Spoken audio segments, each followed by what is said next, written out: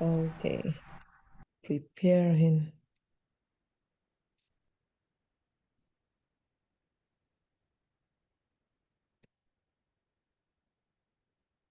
There we go. Preparing. Good evening, everyone, and welcome to Medical Mondays with Dr. O. Welcome to another exciting evening. A lot is going on in the world, but we thank God for His goodness. We are blessed tonight because we have one of our very own Medical Mondays with Dr. O family, Professor Ahmadu Baba-Singhri, who is just an amazing brain amongst us, who has decided to share some of his research and to go into some of the things that have been affecting our world, especially from the perspective of Nigeria, and also to share how they are impacting health, both back home, wherever home may be, and here where we have chosen to be home in the United States. The dialogue tonight is intimate. It's mental health revealing. And without much ado, I'm going to yield the floor to Professor. Professor Baba-Singhri, the floor is yours, and welcome. Thank you so much for the introduction. And again, we'll welcome everybody to Medical Mondays. I've been attending these events and I've learned a lot. And the more I listen to presenters, the more it reflects on my mind as how much we care about our life and livelihood. And so I would like to thank Dr. O for creating this program, and grateful to be part of it. As Dr. O said, I'm Professor Ahmadu Baba-Singhri. I'm a professor of criminal justice and sociology at a Grandview University in Des Moines, Iowa. And I teach homeland security and terrorism, and also law enforcement.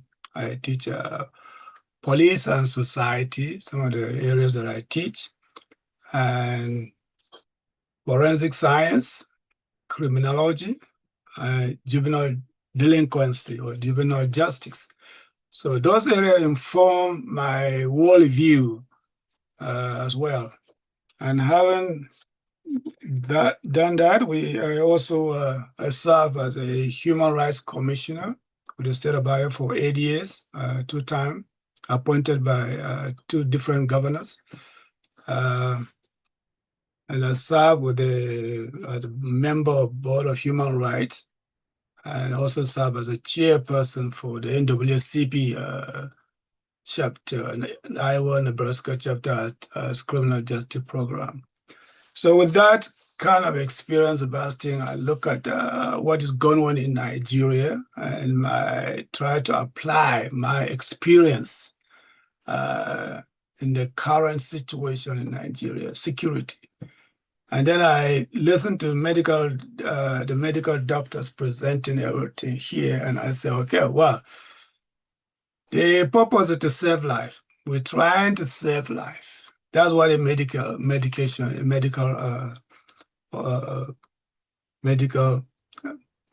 profession is, saving life.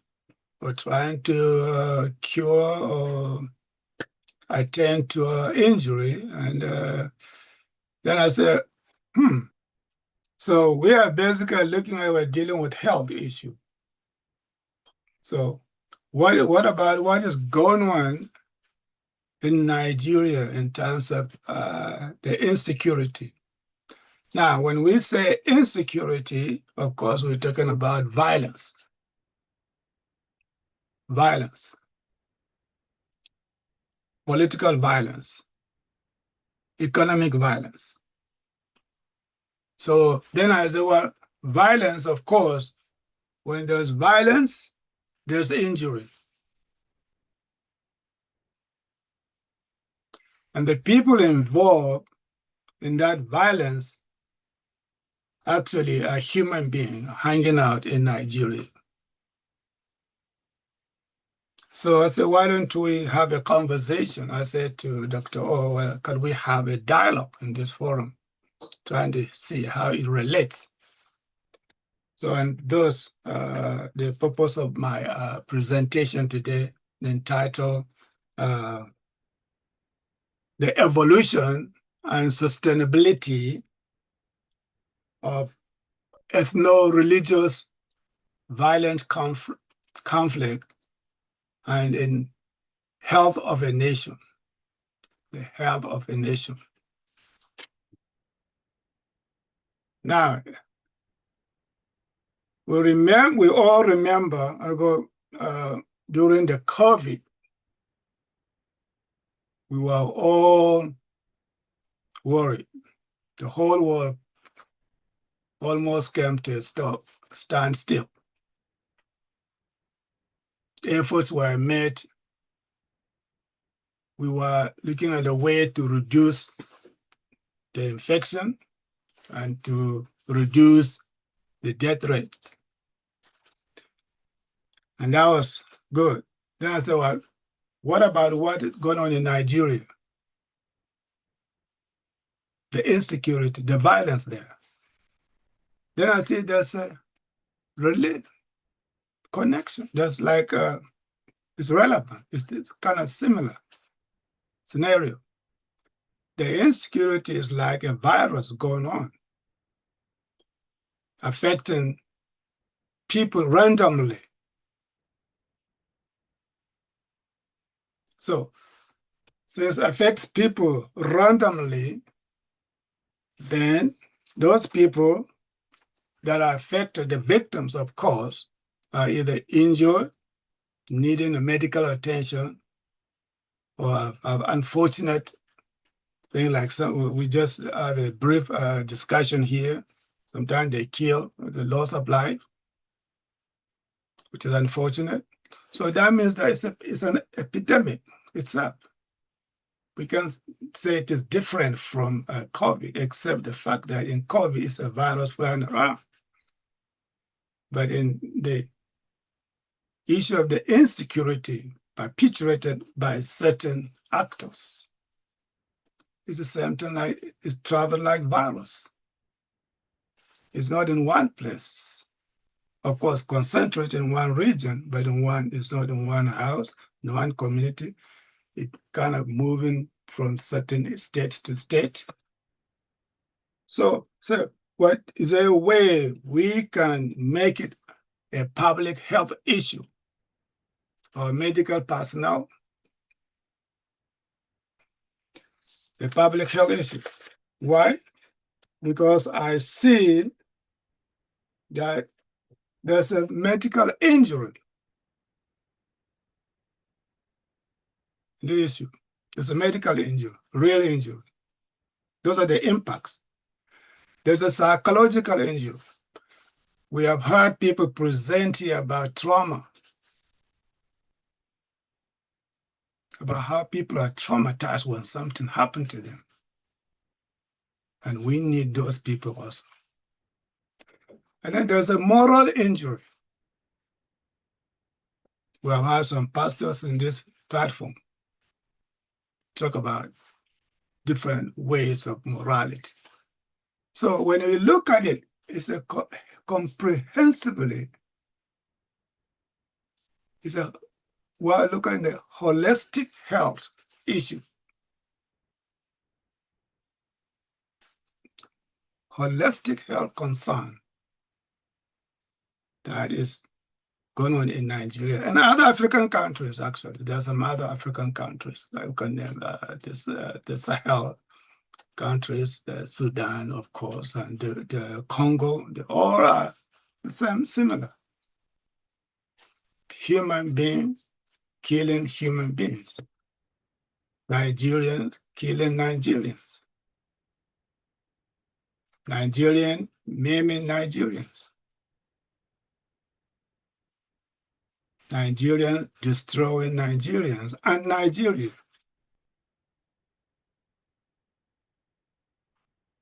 Then we say, well, I remember one statement by Nelson Mandela, recall that, say, without security, freedom is meaningless. Without security, freedom is meaningless, according to Nelson Mandela. And I look at that statement, I say, yes. Make an observation, other experience, speaking to friends, find out that that statement is very strong, very relevant, very valid. Because I recall 2 years ago, friends that who were at Ohio State University together, they're both from Anambra. Two brothers from Anambra. So we've been there. We've been together, actually communicating for 40 years. One is a medical doctor, Dr. Leonard Nzegu. Sorry, pardon my pronunciation. And Sam Zenagu. And they share with me that both their parents passed away a few years ago, but they were not able to travel. In fact, they were discouraged from traveling by some of the family members. It's not safe to come. They didn't go. Other friend from Edo, Dr. Reginald, the same. His mom passed away. The same experience, the same thing. They can go. Some of us brave our way to go. Some we are scared. That's what terrorism is. Fear, putting fear on people, intimidation. But it's not just the intimidation per se, the fear. Nigerians live in fear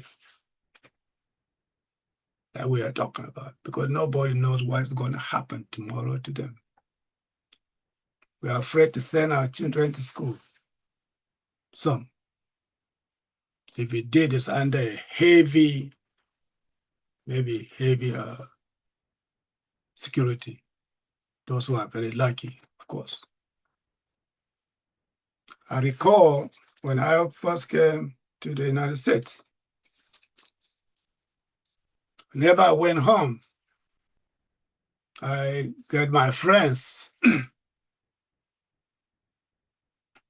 to hang out.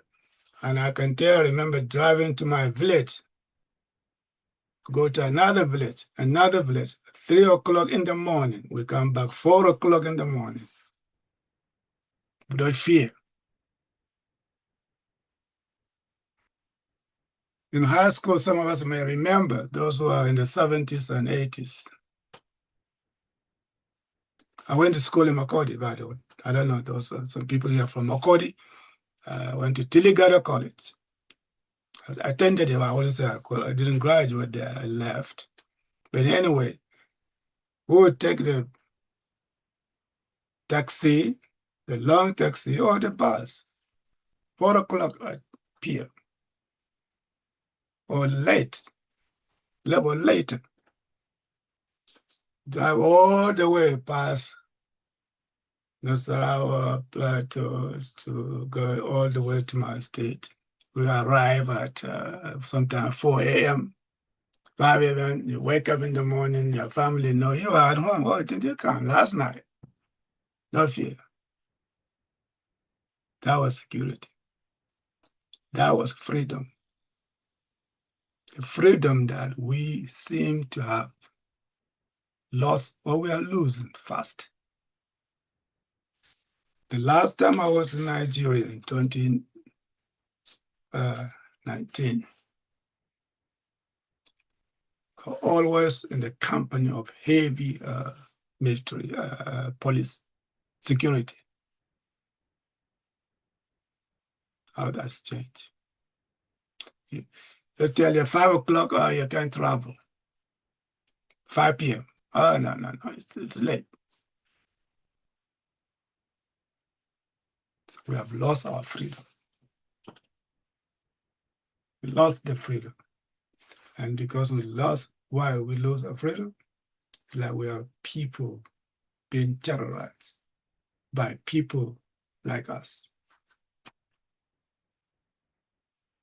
Now, we can look at it from a medical, we can look at it from psychological, we can look at it from moral, right? And the question is, well, yeah, we know that. It's not something that we don't know. I'm just sharing something. No, it's not something that we don't know. We all know, all of us here know that the condition. The one thing we say, the thing is, I'm going to hear is, why? That's the question. Why? Is it leadership, like somebody mentioned, or something else in us? Is it greed or just wickedness? What is it? And that's the question that I want to address. Because to kind of treat it, we have to find out the disease. One of the things that I sometimes observe when we are having a conversation, especially today, is the idea that some people say, I don't ask too much question. I don't ask too much question. I recall a conversation with Dr. O. Don't want to put her in the spot. So I was sick, and I was chatting with her. So then there was somebody had presented about medical history, and so I told her I was a skeptic of medical history, and she was able to educate me as to why it is important to share medical history. And I appreciate that. Because sometimes when we have because I share with her, yes, indeed, what the disease, some of the disease I experience, in fact, my children experience. So I make the connection from her expertise, the medical field, share with me. Then I said, well, why don't you do the same thing with what is going on in Nigeria?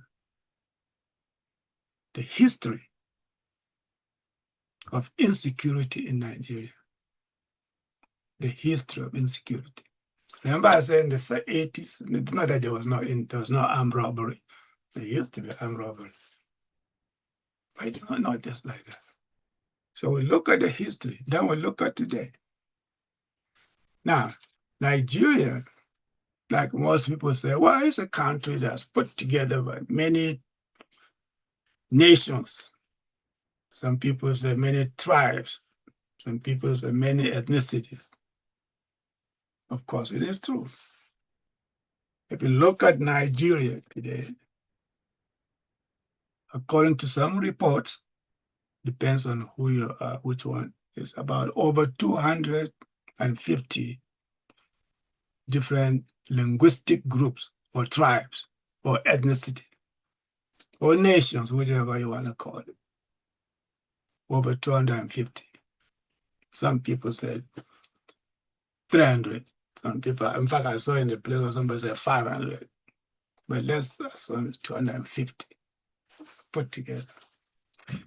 Then we have 2 or 3 religions, of course. Christianity, Islam, and of course, animism, what I call the traditional African religion. In fact, it's not even traditional African religion. It's one of the natural religions of the world, according to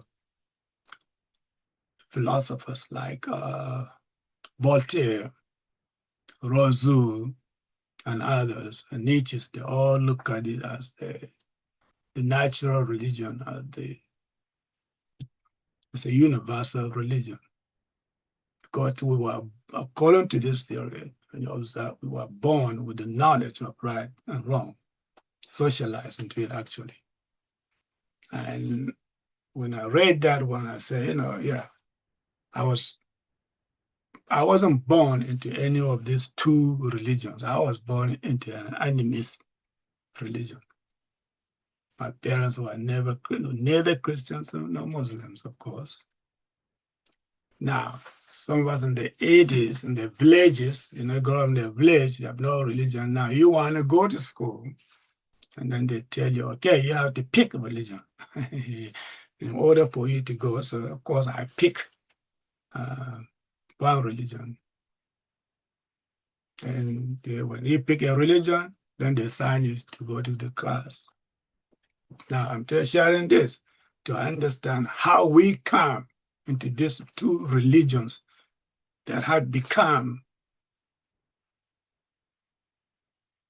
a source of tension and terrorism.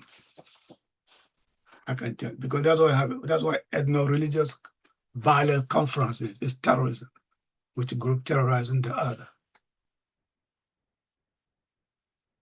Ethno-religious terrorism. Now, from there, then we move. Now, whenever there's a conflict between groups, you will always find opportunistic elements, criminal, I call them the criminal elements, financial criminal elements that would now hijack that ugly situation and make it worse. Possibility. And that's why possible see in Nigeria, we have the Boko Haram complaint. We have the banditry. You don't know which one is which one. Even it's sometimes hard to separate who's doing what. Why? Because now we live in the world of communication. In the Homeland Security, we call it news frame. How we frame the news. If somebody does something, all I come to on the loudspeaker and I say, this is what it is. And that is it. It travels all over the world. And that makes it very difficult. Like somebody said, what would the government do about it? Sometimes become complex. Because it's as a medical issue, like a medical issue, you have to do a proper diagnosis, identify the cause or the source of the illness or the damages the body in order to provide the proper prescription. The same thing with security. We have to know where it begins, where it is coming from. So religion, as we say, how did an African come in touch with religion? Yeah, most of us in social science, you don't have to be in social science, of course. Look at the students of history. Africans, we were enslaved, then colonized.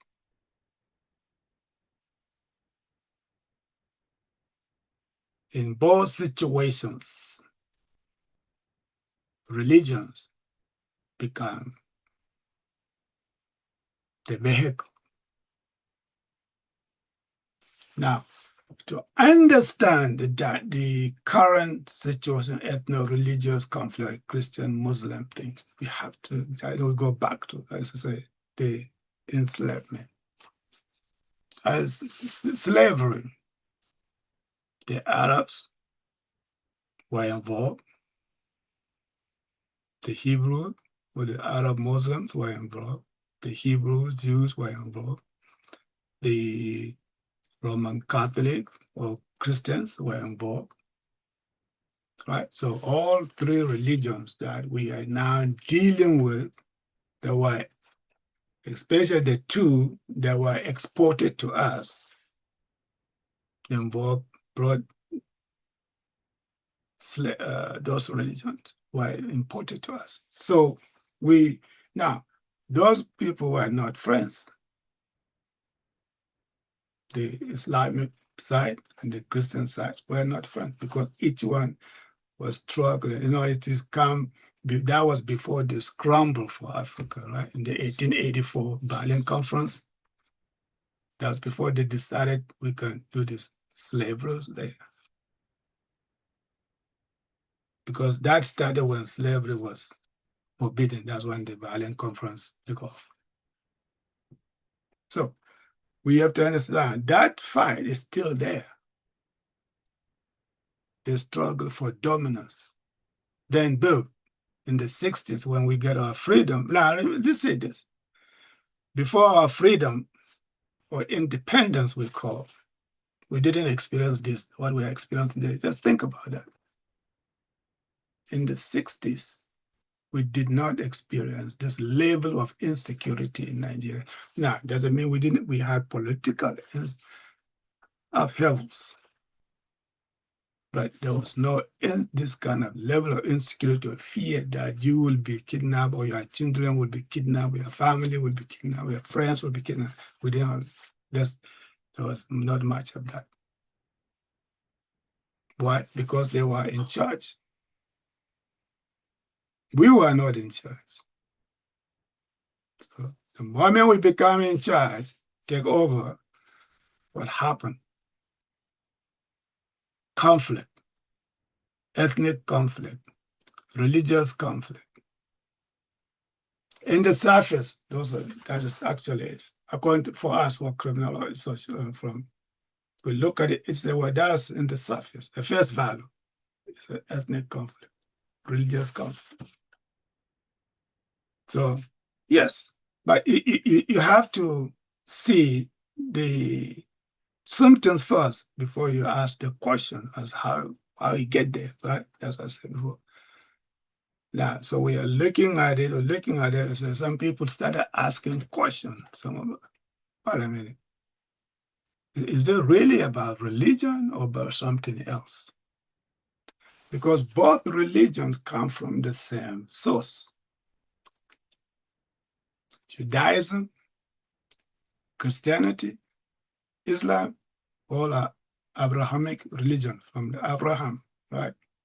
So those students of religion, not just particular, not students of just Islam or just Christian, no, religion in general, academic religion.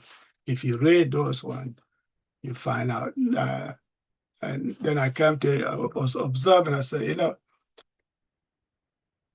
is it possible that Christianity gave birth to Islam, just like Judaism gave birth to Christianity? Some people said, no. Is it possible? Just a question. Because when you look at both books, all the three books, Judaism has Torah, the Old Testament, and they have their own other book, the teaching of their prophets. Christianity has the Old Testament and the New Testament, the teaching of Jesus Christ. Islam has the Quran, the Old Testament also, and they have also part of Jesus Christ, Jesus Christ, the story of birth of Mary in the Quran. So both of those come together, the two have one thing in common, of course. I was listening to the first time I came to this observation was I listened to a former governor, a military governor of Kaduna State, Lieutenant Zakwat. One day I watched him on the TV. He was talking about how Islam and Christianity have one thing in common: Jesus Christ. So now some of us are confused. What the hell? You know? So I shared this with a friend of mine, longtime friend, also we were in Michigan together. He's from Edo. He's a medical doctor. He's the one who was supposed to do the presentation that we changed to this one. And he did his everything in Zaria. He did work in Zaria. So we have a conversation. We've known each other for over 30 years, still communicate. So we were talking about religious difference. He said, yeah, I was there and I didn't see anything. And I have a friend with Isa, but I don't know, how is it Christianity? Is it the same, but it's different from, Islam, it's different. I said, yeah. But the one they don't recognize Jesus. I said to him, do you know what Isa means? He said, no. He said, Isa is Jesus in Islam. When if you hear the name Isa, it's Jesus. Literally, he said, no kidding. I said, yes. Oh, this years, he said he didn't know that the word Jesus is in Hausa. Of course, you look at it in Hausa, but it's an Arabic name, Jesus. So the idea is, okay, both of those religions,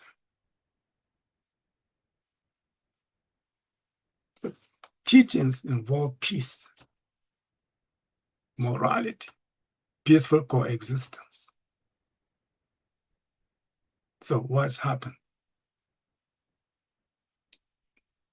Remember in Islam, in the Quran, it said that Jesus is the peace, blessed are the peacemakers. Call him the Prince of Peace. Both religions say Islam says peace. Islam means peace. So why are we killing each other, maiming each other over the two religions? And then the question back to, is this something else other than the religion, or are we using religion to hide the intention of terrorizing our neighbors that we've known for years, terrorizing people that look like you, terrorizing people that come from the same geographical area, holding the same passport that say Nigeria? That now we say, no, you are different because you are in this religion. No, you are different because you are in that religion. So I was thinking one day, I said to somebody, so in a few years, one day, if we don't cut it off, Nigeria will start introducing ourselves to people as, hey, Ahmadu, Islam, John, Christian. We may start doing that rather than I'm Nigerian, because the difference is wide. It's so, there's the level of emotional attachment to those two religions that we believe in religion that keep us so fighting, killing each other with no moral. Then I said, no, I think there's something else. For me, I give my students like Homeland Security and terrorism class. I always give my students assignment to a project to give them different topics to find out what are the common sources and insecurity in any given community, in any given society. I believe it or not, sometimes it all resort to one thing: resources. So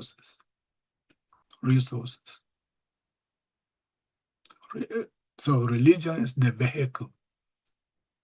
Now, Nigeria is rich in resources. Congo is rich in resources. Sudan is rich in resources. But when you see those two, they're fighting. Nigeria will call it religious fight. Congo, I guess, economic fact. Sudan, it used to be religion, now the gum economic fact. So the question I asked, can we do our due diligence to do research before looking at the headlines? The headline, terrorists do this, Muslim terrorists, Islamic terrorists, Islamicide. That's the word. But who's hurting most? Right. So those are the things that we have to, the resource is a resource. Some of my findings say it all goes back to the Benjamin, the money. Because I observe that money might have replaced morality. When I look at it, we don't care about lives anymore. All we want is to make money. So when you have that, then there's a competition. Now we live in a modern society. Remember in the 80s, when I came to America,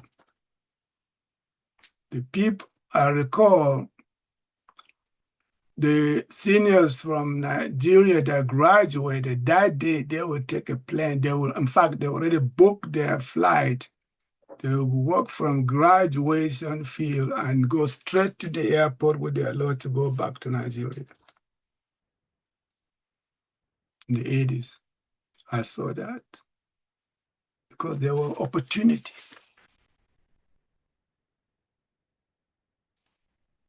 Job awareness. Life was good. There was livelihood. Today, people are, when they come, we are hiding under the bridge not to go back to Nigeria. Why? Because there's no security. Now, it's not just security of harming. There's no economic security, job security. Because of the thing, energy security, education security, all those have been reduced to little or nothing. So we have to look at that. So as I go back to the slavery thing. So now we are colonized, we are enslaved using those regions. The people are coming back now. Hey, you have resources that we need. But how do we get it? Well, you can get something from somebody when they are conscious. Psychology, right? You can get it when they are conscious. You have to make sure that they are needy. They are needy. They are distracted. They are destabilized. Then you come and say, I'm going to help.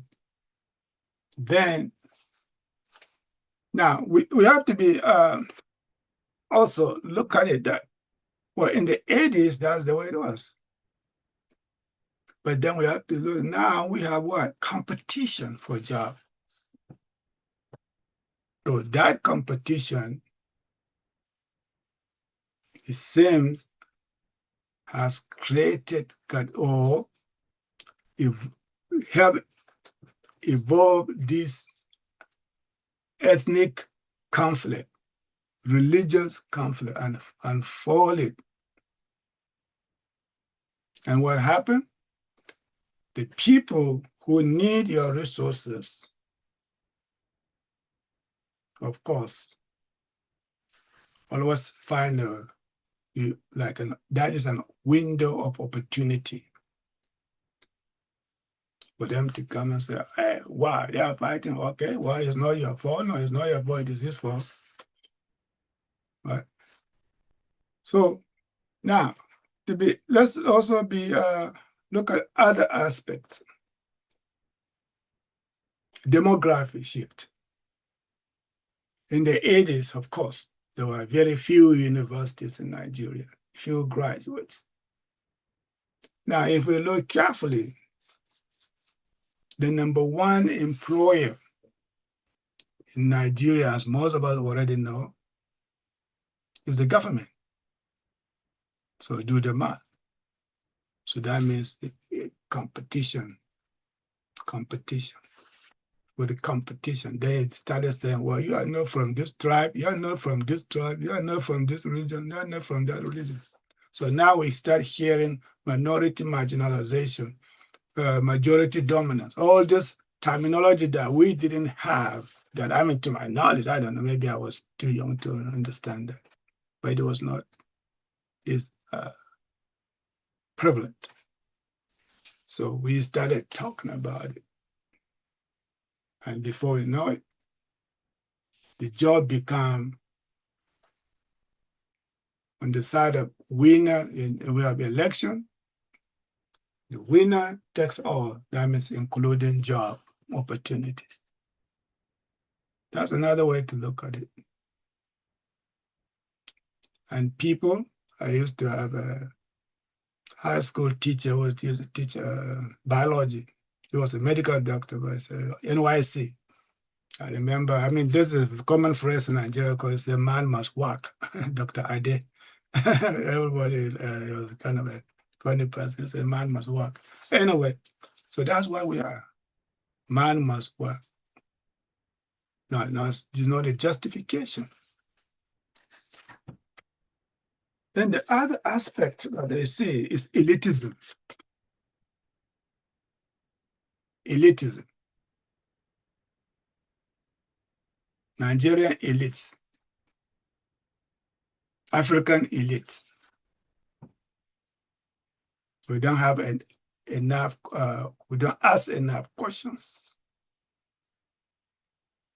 In fact, some of us even go as far as trying to censor questions in the name of, in the name of fake news or disinformation or all those things that is now brought into a conversation. Rather than say, let's discuss the topic, the content. No, we don't want to hear it. Just call it fake news and go. Disinformation and go. Or racist and go. Or ethnicist and go. And all those isms. So conversation is no longer there. So when you don't have conversation, you don't have questions, then things are never going to change, because as a medical, from the medical perspective, you have to do the diagnosis in order to find the cure for the symptoms. You can just take the symptoms at its face value. You have to know why it is. And those who have been to a doctor, this is the way it is done, and the doctors know that. So in other words, we challenge ourselves to ask more questions. Free ourselves from the mentality that everything is a fake news or conspiracy theory. Conspiracy theory is necessary in life. Even when you diagnose, it's a conspiracy theory, right? You're saying, well, I don't know what is going on, but let me see what happened. So you are asking questions. And Nigerians, we must ask questions. Africans, we must ask questions. So that's why we look at our condition. In other words, it's created by us through what I call the visible, invisible hands of external actors that believe that the resources that we have, they must have. So, Professor. Thank you, yes. This is deep conversation. Yes. And I know you said you wanted, participation earlier. Yes. But I didn't want it to get, muggy. I Actually, I stopped there. Yeah, that was my last statement. it's deep. Yeah, I know. It's deep conversation. I see here that Dr. Ogunleye Yes. said the two religions that you talked about earlier, that they were once friends during their early days, that it's about power, about who gets to rule the world. Exactly. She also said that the religions also have, apart from Jesus, Isa, as in common, that they also have Adam and Eve, Abraham / Ibrahim, Noah, Nuhu, in Noah in Christianity, Nuhu in Islam, Isaac in Christianity, and Ishaku in Islam. She says it's peace amongst themselves, not with outsiders that they have. Just like the Constitution guarantees freedom and equal rights, but only for certain ethnic group, all men. Did not mean all white, black, and brown men. Black men were slaves as at the time the Constitution was written. Lands were being taken from brown people. And Sister Ellen Tappin said the two religions are very similar. They have one common principle: love for mankind, compassion. And I tend to agree with all of this. So I'm opening this up. And Sister yes, Tinu, and the question, why are we kindly killing each other? unmute. Sorry? Why are we killing each other? And that's the question. Why are we killing each other? Yes. Sister Tinu, kindly unmute. You have your hand raised. Yes, ma. Good evening. Good evening. Everyone. Welcome. Thank you. Yes. I've been listening patiently, and I just want to say thank you to Prof. Baba-Singhri and for coming to us and even belling this cat, if I can use that expression, because I didn't want to disturb Dr. O since 3-4 weeks now that we've been battling a huge thing. We have a whole lot on our hands, especially when it comes to this insurgency and terrorism and all this kidnapping stuff. But like I said, thank you, Sir Prof.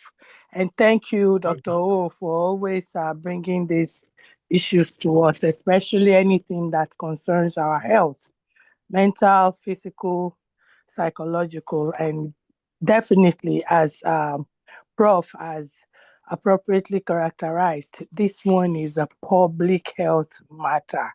And I can't even agree more, you know. So, and I also thank all of you, our regulars, crews. You know me, I'm a truant, but I take it.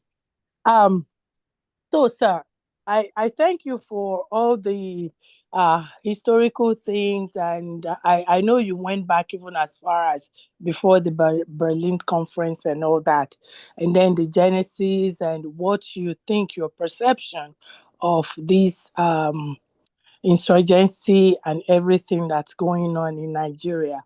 For people like you, sir, you have enjoyed a whole lot peaceful Nigeria. For us, young ones, we can't say the same, you know, when it comes to even food. And I don't even know what else to point my fingers at that can equal or equate what you guys enjoyed in this so-called Nigeria of ours. But I wanted to just say a little bit, if you would allow me, Dr. O, because as you know, and I heard Prof said something about, you know, you were talking about the peaceful relationship between the Christians and the Muslims back then in Nigeria, and then you also mentioned the animist religion. And as a Yoruba person, I'm sold to Christ, and you all know I'm a born again like that. But as a Yoruba person, the historicals of the Yorubas, which I know, is that in every Yoruba family, there is always anyone who is a Christian, a Muslim, or someone who does what we call in Yoruba Isheshe. You are free to do whatever religion you want, and we always help each other. We support each other. We eat with each other. In my own family, the Ajao family, we go to church. We are raised Baptist, but I know they still do their Oshun and all that. Even when they have somebody has newly given birth, if that child is supposed to be having Oshun rituals and they didn't have for her, she or he would be crying until the day they do that thing for her or him. So we did that, and we still went to church and all that. So, but what we don't know, or what some people, a lot of people don't tend to realize now, is that we have a lot more ethnic cleansing issues on our hands. It's not as simple as people are characterizing it. Right now. And I know that this stems from what the AU, African Union, the Agenda 2063, where, what they had. They are working towards Agenda 2063. And of course, they are saying that they want a safe and secure Africa. And I was so happy, Prof, when you mentioned Nigeria, you also alluded to Africa, because everything stems from that, really. Agenda 2063 is some of the I don't want to call it, they don't call it charter, it's something. So anyway, the sections there is to the effect that they want a safe and secured Africa. And by this, they also want, for West Africans, the ECOWAS, they want visa free. You can do a visa on arrival. And that is okay. But the bad thing is that, like you alluded to, the elitists in the country, in Nigeria, what we know now as Nigeria, the elites there, they are misusing, or actually flouting, what the Constitution requires. Even if you now want to go back to Agenda 2063, sir, um, is not, it doesn't suspend your own country's constitution. It's like, it's like an opinion. It's a suggestion. And when you want, it's a policy document that the country itself must actually project out, to support, or to go against the 2063. And why am I boring you with this? And why did I make that statement? I said it to say that this Agenda 2063 is very good, because it makes African continent and all our brothers and sisters in the diaspora, people whose grandparents have been enslaved and carried away, into slavery in Cuba, in black and brown countries. It wants us to be reunited, wants us to do things together. But then it's not saying that it should be at the expense of the home country being Nigeria. When Buhari was the president, these things started back then, really. And what happened was, people started trooping in. A certain tribe, a certain nation, a certain ethnicity started trooping in from the Sahel and from all over Africa, coming into Nigeria, of course, under the guise of herders. They came with a lot of things that average Jane Doe or Joe Blow would not even carry in the country. The Customs and Border Patrol, they failed us. They failed to inspect. them. They failed to control. They don't even know where they're going. Even the Nigerian constitution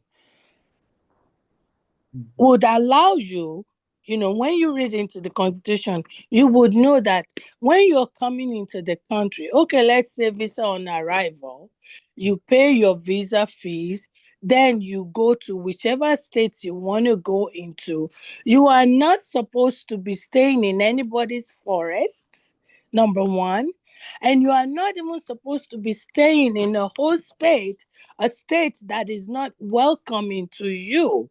You have to make your intentions, and there are also some declarations that you have to make before the I want to say the chief executive officer, who is the governor of the state, must know your intention, and there has to be some characteristics, some eligibilities that you have to fulfill before they allow you as a resident or whatever of that state. All these things were suspended. I don't want to bore you, but this is why these human rights violations are being going on, and this is where this stemmed from.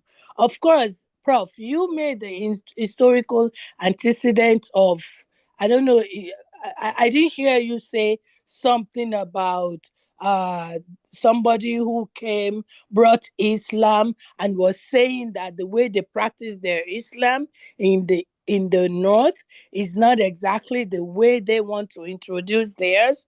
In actual fact, Nigerians and even the Yorubas, they had Islam religion before that particular man really came into that corner called the Northeast or the Northwest, right?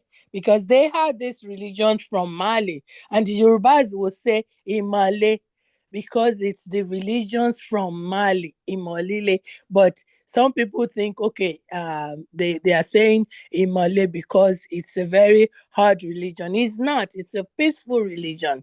But the way these people now come to, there are so many colorful words to use, but I don't want to use this because we are out there in the public. But suffice it to say that it's not only economical issues, it's medical matter, it's psychological issue, and emotionally. Look at how they actually went on with the Chibok girls, destroyed the girls, raped them, carted away some of them, and till today, our government is still accountable. Nobody is coming forth to saying where these girls are. Of course, some of us know where some of them are and all that, but there is no accountability at any level. And this one now is coming back again, brewing. These same people, they're saying, oh, it's the herders, farmers clashes. It's not. It's ethnic cleansing. It's Operation Takeover. Maiming, destroying people's livelihoods and people's lives. Okay. If I Thank may, you, sir. okay, thank you. Thank you for those observations. You're right. And one of the reason I put that is, and actually I'm glad I learned something very important I knew today, that about Islam come from in the Yoruba land, the issue of Islam is from the Mali. Now, sometimes when you read something, you say, oh, it's Osman and Fodio. Now, what I was trying to make that connection is that the religion has become the vehicle for any kind of a violent conflict. Now, we don't question where do who are the sponsors? Very important. Where do the guns come from? The AK-47. Do we ask those questions? We don't ask. You're right. And one of the things when you talk about homeland security, the first thing is border security. And border security is designed to make sure that you know who enters and with what. Yes. When there's corruption within that border security or government official, I don't want to say the government. Government is just a concept, but the people operating are the ones that are failing Nigeria. Yes. Now, and we have officials that are the weaknesses of African Union or African leadership is number one is corruption. When I say corruption, it's not just the corruption of just taking money. When you are a leader, you take money and then put it in America, and your children are in America, UK, or Dubai, and everything is there. You become a captive. You become a captive to the people who want something from you that you have long said, no, we want independence. So what happens is that our independence or sovereignty is compromised. And when your independence and sovereignty is compromised due to corruption, what is corruption? Fear of losing something that you have. That's one of the corruption. Now, we have a natural corruption in life. We have to understand that humans naturally or culturally we are corrupt. And how are we corrupt culturally? We are corrupt in the sense that you have to impress somebody to get something. That's corruption, but it's a natural one. But there's what called malicious corruption. The malicious one is when you let your house destroy because of your own selfishness. Yeah. That's what I call malicious corruption. You get something from someone. It's like a drug addict who neglect the family because he's getting something from the drug supplier. So we have to be very careful. Now, ethnic cleansing is a word that is used. Yes, I think there's a lot of people perception on that one, and the reality there are real people dying. But I read a lot of research from Nigerians all over the country. In fact, mostly one of the people, Indica, I think the last name, her last name is Indica. She did a very thorough study and others. You find that the victims, if you look at the statistics of the victims, it's like it is not close. You know, the Muslims and the Christians, they are equally victims. And the victims of what? And victims of people who have hijacked religious disagreement and turn it into a hateful rhetoric and resentment for the purpose of gaining dominance and economic advantage. And that's what it is. And then the external people that want our natural resources, we cannot forget that. The natural resources then come and say, we're going to help you get rid of these people. So the moment somebody comes, there's something in social science.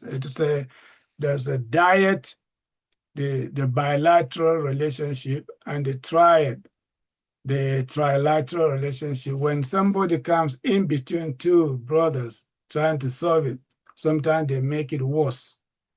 And they make it worse intentionally because their goal is to benefit from your commotion, not to actually help you solve the problem. So That is so true. So I'm going to go to Dr. Ogunleye. Kindly unmute so we can hear your input. But that is so true. This is such a deep, deep topic. It is. It is. Where does one begin? Sir, thank you so much for opening this can of worms or belling the cat, as the last contributor said. The thing is, our problem stemmed from Western civilization. The world's problem stemmed from Western civilization. And when I say Western civilization, I don't just mean England or the US. It started from Rome. If you were to go way, way back in history, it's all written there. See, Western civilization commodified life. Human life from birth to death became a product for the state. The state franchised the business to certain individuals who hide behind corporations. These certain club of individuals own everything. They have majority shares of any product that matters, anything that matters, their hand is on it. They created religion to get everyone else to fall in line. They wouldn't have gotten away with it, with any of this, without the pacification religion offers. The religions were originally intended for their own people, but as the world got more mechanical, more technological, and bigger markets emerged down into sub-Saharan Africa, their doctrines too got expanded to include, quote unquote, all men. What we need in Africa, especially, are courageous leaders who know world history, who can see through so-called bilateral agreements, and who will keep a leash on religion. Make sure the religions are in people's homes, your bedrooms, your churches, your mosque. They have nothing to do with the state, nothing to do with leadership. And that's why I so much admire Traore. Saudi Arabia wanted to build a brand new mosque for Traore. He said they don't need mosque. They should come and build factories instead. I bet if that were some other African leaders, they would gladly accepted it. Yes. Was it not Ivory Coast who wanted to brag and said he was going to build the world's largest church? Why? Your citizens are suffering. You're bragging about building the largest church. And here's the funny thing. You cannot out-Christian a white man. You cannot out-Muslim an Arab man. It doesn't matter how pious you are. To them, you're not pious enough, you're not good enough, because religions are their ethnic identities. It's Thank, theirs, not ours. See, and this is the reason why I think Africans, we just simply need to wake up. When we wake up, we'll force our leaders to wake up, and they'll stop taking us for granted. Oh, and by the way, I was in secondary school during the Maitafine riots in Kano. mhm. I was sort of coerced and forced to become a Muslim in secondary school. Otherwise, I would have been beaten like they beat all the Christian students on my campus the very next week after I converted. And when the principal wanted to intervene, they suspended all the Christian students instead, not the ones that were doing the beating. So this religion problem has been long. It didn't just happen today. Anywhere you see peace in Nigeria is because the minority religions were being docile. It's because they're pacifying the majority religion. And that's what happened to our native ancestral spiritualities too. They had to go underground. They had to be docile so that all the other religions, the two major foreign religions, can take over. And now see, look at what we have. Now they're facing each other, right? And they're facing everyone else. And that's what I keep saying. Whatever you know how to do to others, you will end up doing it to yourself eventually. If you're mean to outsiders, you're going to bring that meanness back home to your family, to your loved ones, and eventually to yourself.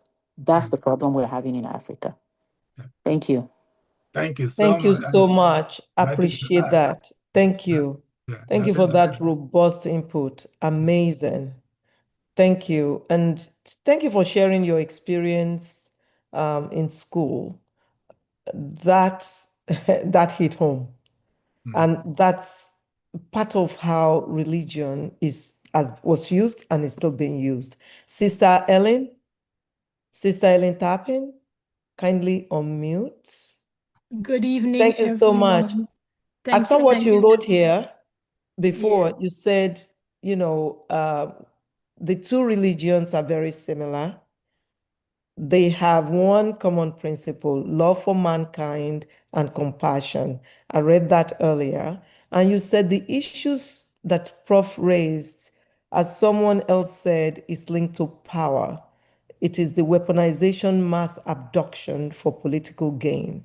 I'm so glad you want to talk and put this together. You also agree both religions are victims. This is not a religious war. Thank you. Thank you. Please shed light into it, that they are victims. Thank you, Dr. O. Thank And you. greetings, my fellow colleagues.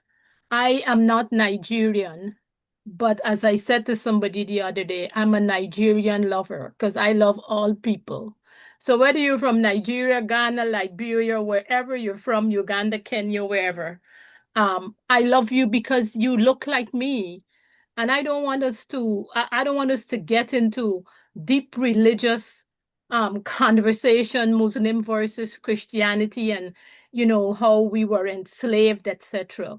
But I think what I want to share this evening is how are we as a people holding the government?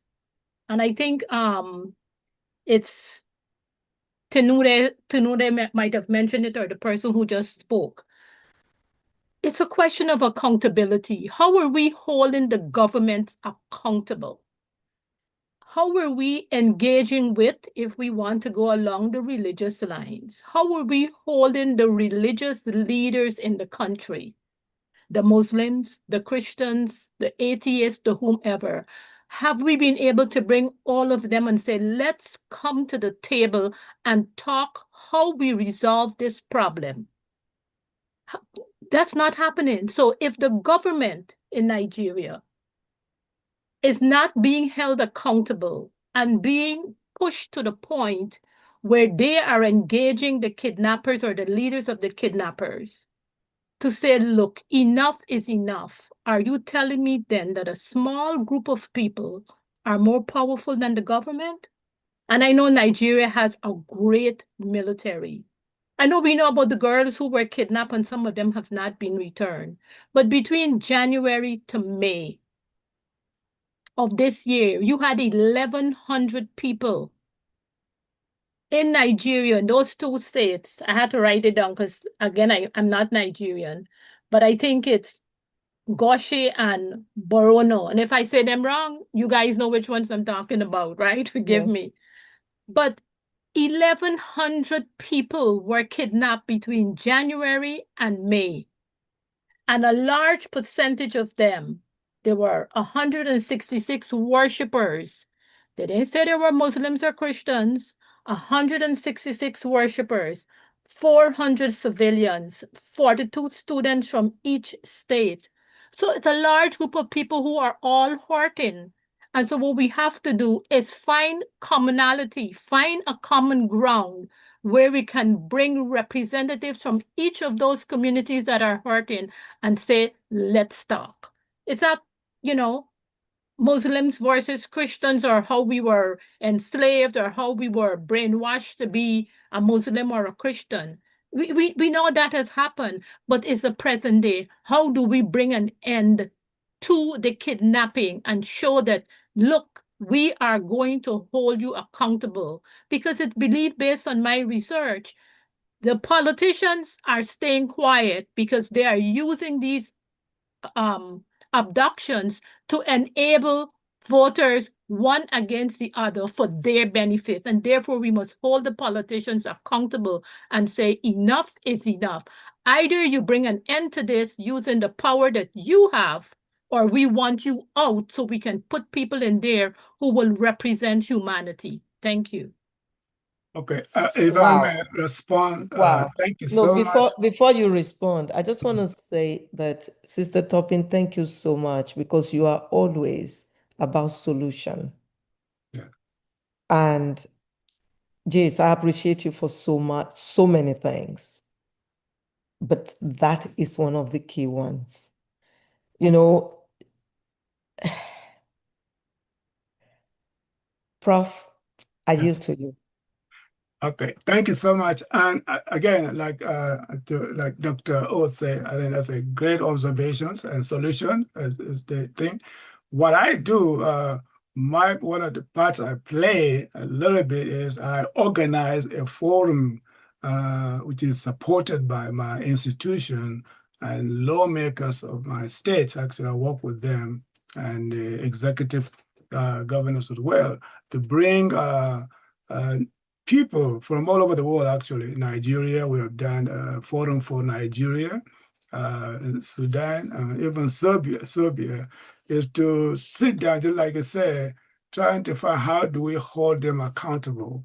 And we started this one right after this program a while ago, and in 2014, I think it was kind of become bigger, where we had judges and executive governors actually attended.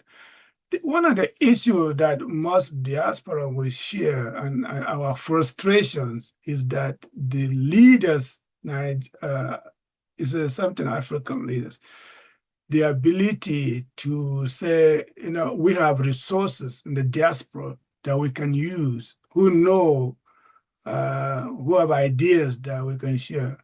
It seems to be missing. And you're right. How do we approach them? One thing I suggest sometimes, when I have an opportunity to share my observation, is to say those who are close to the elected officials. If you are a brother or uncle or a father, you will let them whisper into their ears and say, can we do this? Can you convince your colleague to do this? Other than that, reaching out, organizing to trying to talk to them is very challenging, very, very challenging. So, and it's also one of the things that I learned when I was attending Bible study at Princeton. Was the pastor, I remember that was in the 80s, he said, one of the things that Jesus talked about is humility. Humility. Until our leaders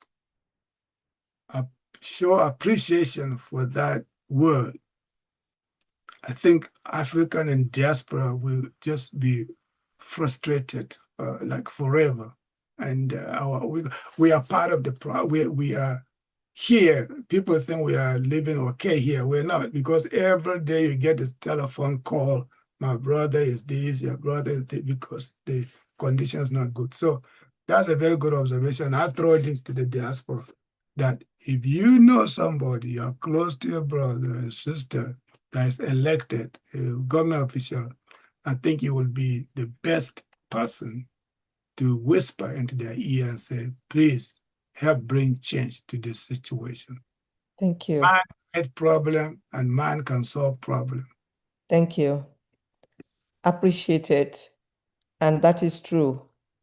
You have to have their ears to be able to do that, but also coming together as a community, like Sister Ellen had said, and having dialogue, starting the conversation is very important. Thank you. Dr. Okpeyemi Adewale, all the way from London. You are not sleeping. Thank you for being here. Kindly unmute.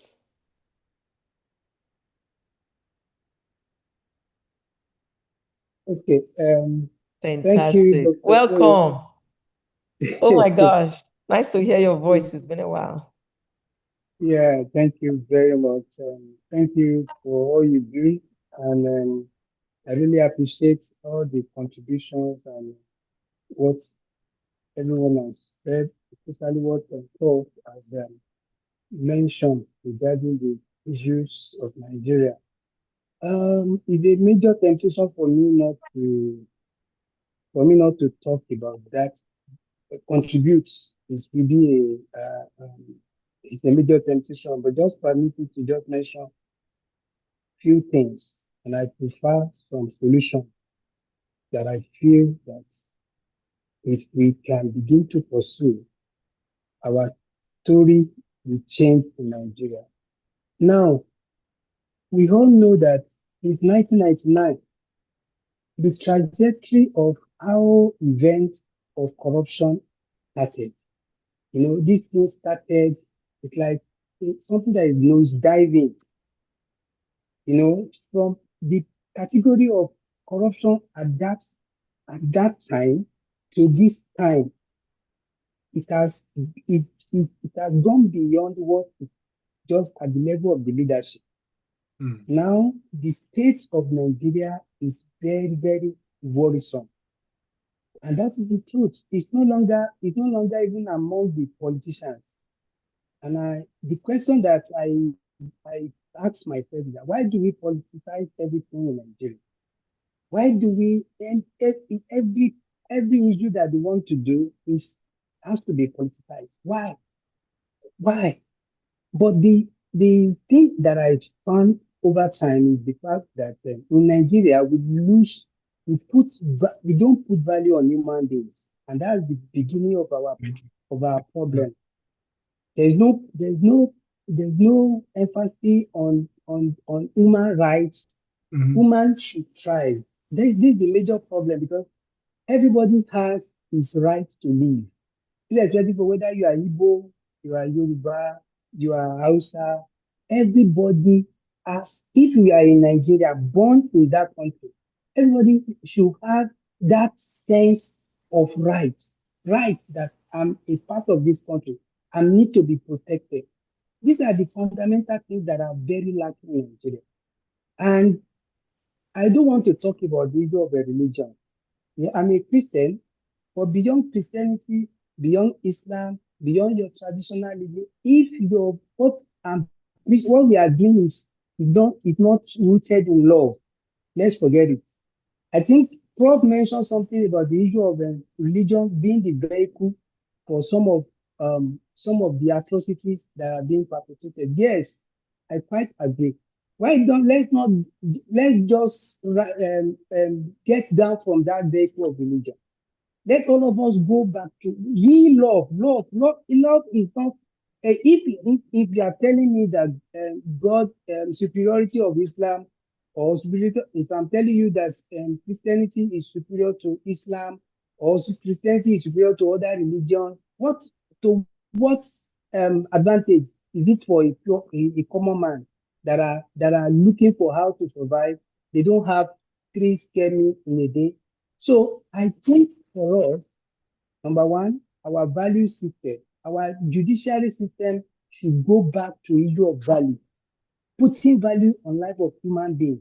And these our politicians, I don't know who we are going to be, people that want to hold the politicians unaccountable, because the situation of things as far as the judiciary system is concerned now is like it's been monopolized. So we all know what is going on in Nigeria with respect to how, especially when it comes to this time that the election time is coming, how the politics usually play out. So as much as possible, as much as we have this opportunity to have this dialogue, let's go back to the grassroots. Human lives are very, very important, irrespective of the technicity, irrespective of the religion that you practice. Love for human being is superior. No matter that, let everybody come out of the high, so that we can unveil the cruelty that is behind this religion. Religion is just it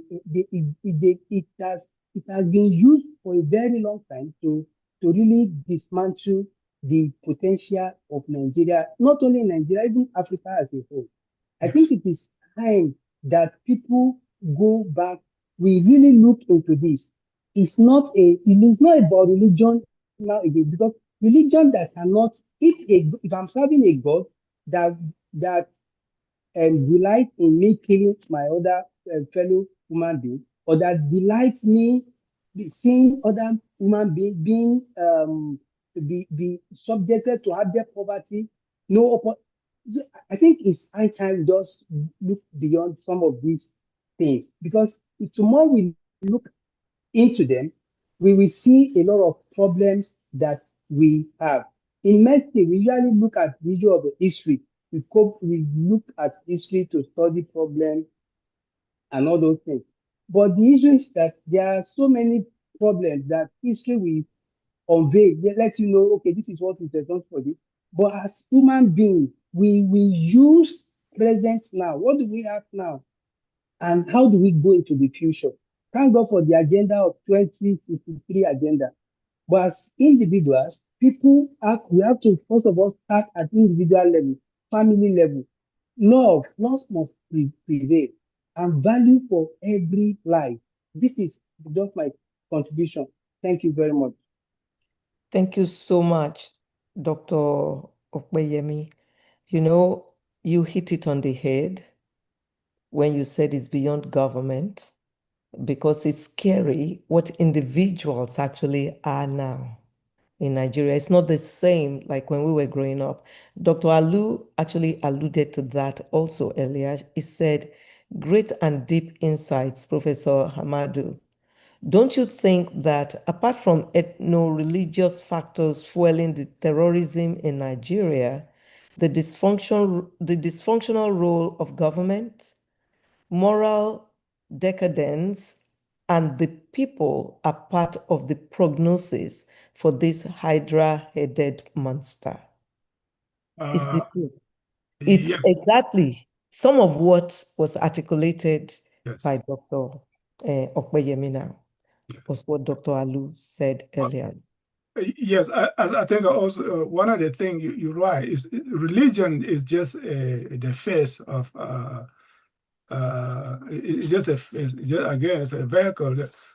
We have, that's what I say. We have our leaders have replaced morality with money. If you look at it's no longer about just like I said, the culture. We have a Dick and Dr. Adewale actually mentioned that the culture has been rotten, been destroyed for the love of money. I think when we look carefully, the Bible and everything said the love of money is the root of evil, root of all evil. Really, I didn't. First, it was like, oh, well, yeah, but now when you look at it, these people, every money allocated to help the people is not there. And I agree, the judiciary is not effective. The justice system is not effective. It's I don't know, it's just there as a structure, but it's dormant. So until our justice system actually comes out and say, you know what, we're going to protect the public, and whatever thing you take from the public, and when the public complain, we're going to force you to bring it back or lock you up. Until that starts, the looting, embezzlement, wickedness, which is grounded in wickedness, will continue. So we have to change the culture of Nigeria. Yeah. And So, it's not just the politicians, you're right, it's even the civil servants are still doing the same. not just the civil servants, Prof, the The citizens too. citizens, exactly. It's a Citizens culture. themselves. Yeah, it's So I want to make sure that everybody have a chance to have input. And there are lots of comments in the chat box. So I'm going to call on Attorney Tinu again, but you have 2 minutes. Kindly unmute. Okay, ma. I'm just gonna run down. Okay, so like you said, it's like you have something looking into my notes, so I'm going to make it brief. And my 2 minutes has started. Yeah, Oh so my I what did they say now? I think I adopted is the word I was looking for. I adopted everything everyone has said. But I want you all to think about these two things. We talk about the leadership, we talk about the elite, we talk about the government. This same leadership, government and elite, they are the ones that actually brought in these people we call terrorists. They brought them in, that's what we heard, for their political gain. They want them to pursue their political battle they thought was gonna ensue, when 8 years ago or 4 years ago. That's that. And then the second thing is that these same people we're talking about, um that are going about, causing mayhem in Nigeria, they are not natives to Nigeria. They are foreigners.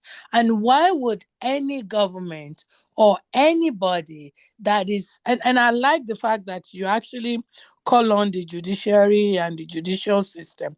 There's a lot that is going on there too. But how will any government, you know, um, any government be able to protect somebody or group of people who are non-native to your country, but then they are the ones terrorizing your natives, and yet you're not doing anything to it? Declaration of Independence, right? Universal Declaration of Human Rights, I want to say. If you look at Article 1, 2, 3, and I can go on, it's all about freedom, all about all human beings. But when you come into somebody's territory, don't you have to behave? Don't you have to follow the law? Don't you have to be peaceful? Don't you have to accord the same respect and nicety that I even want to say the charismatic, that the host country or the hosts accord to you or afford you? But this is not the case. I mean, I can go on, but like Dr. O gave me only 2 minutes. I will just be quiet here. The rule of law in several areas, it, it that is so huge if you want to go into that. But I will be quiet, and I'm learning too. Thank you. You wait a minute. The rule of law here or in Nigeria? Nigeria. Here too, Wow. you know what it is nowadays in the last 3 years, but except that structure in this country is so strong and is so deeply entrenched. But for that, so goes the United States also. But our own country, let's not even go into Africa. Let's just stay in Nigeria. What we have as the rule of law is nowhere structured. That's why you will have somebody jump from one political campaign or from one political organization and jump to the other because of their own selfish interest. There is no altruism in practice. Thank you. Thank you so much. And you know what? You are our lawyer, our attorney, who has the expertise across continents, both in Nigeria and here. And we respect that. And we thank you for your always, educating us in this realm. You're right. It's very important to have a structured legal system. And we need that. That'll be one of the solutions to the issues we're talking about. Dr. Aluya, our own esteemed doctor, kindly unmute. Hello, everybody. Good evening. I think Bridget had her hand first before me. I don't know if she wants to say something first. Yeah, but she had her hand down and she was okay. on there. Yeah. So, Nkechi. Good evening, ma. Good evening, all. Oh, you want to speak? Okay. Yes, please. Dr. Aluya is yielding to you. Yeah, thank you, sir. Thank you, You lowered your hand, was why. Yeah, no, I went, the thing locked me off, so I logged back in. Okay. Oh, sorry about that. So good evening, all. And I'm so happy that we're discussing this. I would say that we shouldn't end this whole topic here just by speaking. I want to share with you all that politicians, they fear outsiders, we foreigners. Yes, we are Nigerians, but just because we are outside the country, when things are wrong, when we're trying to bring it to light, you see them, they'll hurry up and do things. And I want to say this to you all too, that it is this time that we can take action because this is election time. If just me can talk to a politician within 24 hours and say, until you do this, people will vote for you and make a change. Exactly. They did. He did. So that goes to we that were here.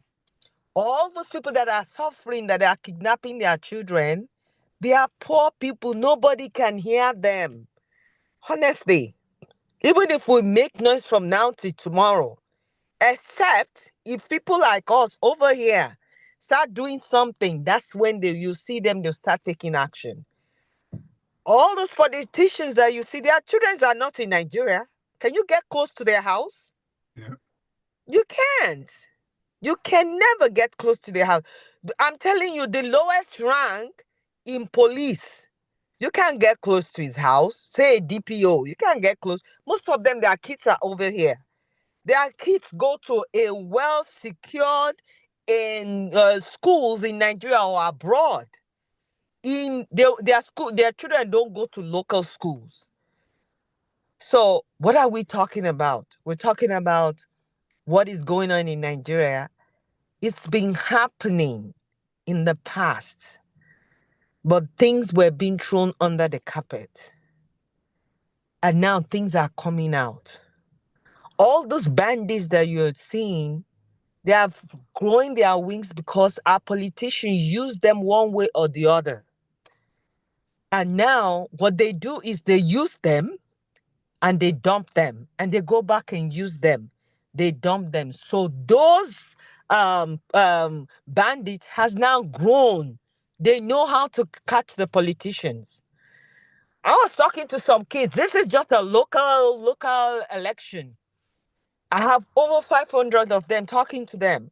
Those kids were telling me, oh, look at this man. He's now in Abuja. Has he forgotten the last election? How he gave us cutlasses and gun to stay by to stand by the bulletin pole. How they used us and gave us 5,000 naira for food. But now he's going to his own community and doing something good, and he's not doing anything good in our community. Those kids were mad. They Yes. were really upset. You understand? And that goes to the bandits. We talk about love.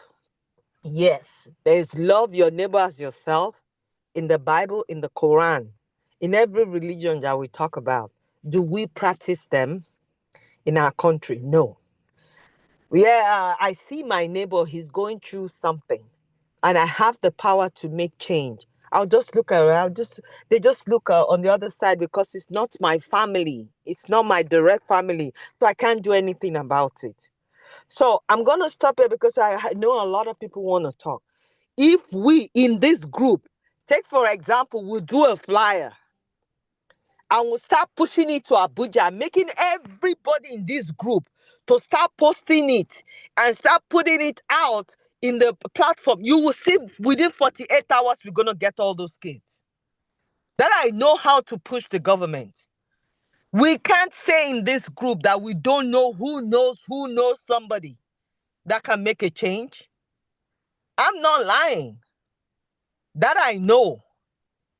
Because when you start calling them, it's not like they don't know what is happening. It's not like they don't know. All their businesses is at night. By this time, they are doing their business. Everybody in Nigeria is sleeping. The big men are doing their businesses now. In the day, they are all sleeping. And they are sleeping, they have other people securing them that nobody can enter that place. They have mighty doors and mighty security of this thing. How about the poor people that vote you in? We in America, we can say it. If I, Nkechi, can say that there's no election in one place, and they call me and say, You said that and people can hear me. We here, we can also say it and say, there is no election here if you guys don't make a change. We're going to publicize what you guys are doing in Nigeria. You will see everybody will wake up. Thank you. Thank you so much for So that. make that flyer and share, I will, ma. because we're about solution. And Yes. thank you so much for your input. Thank you also for what you're doing with the young ones in Lagos. Thank you. Dr. Indeed. Aluya.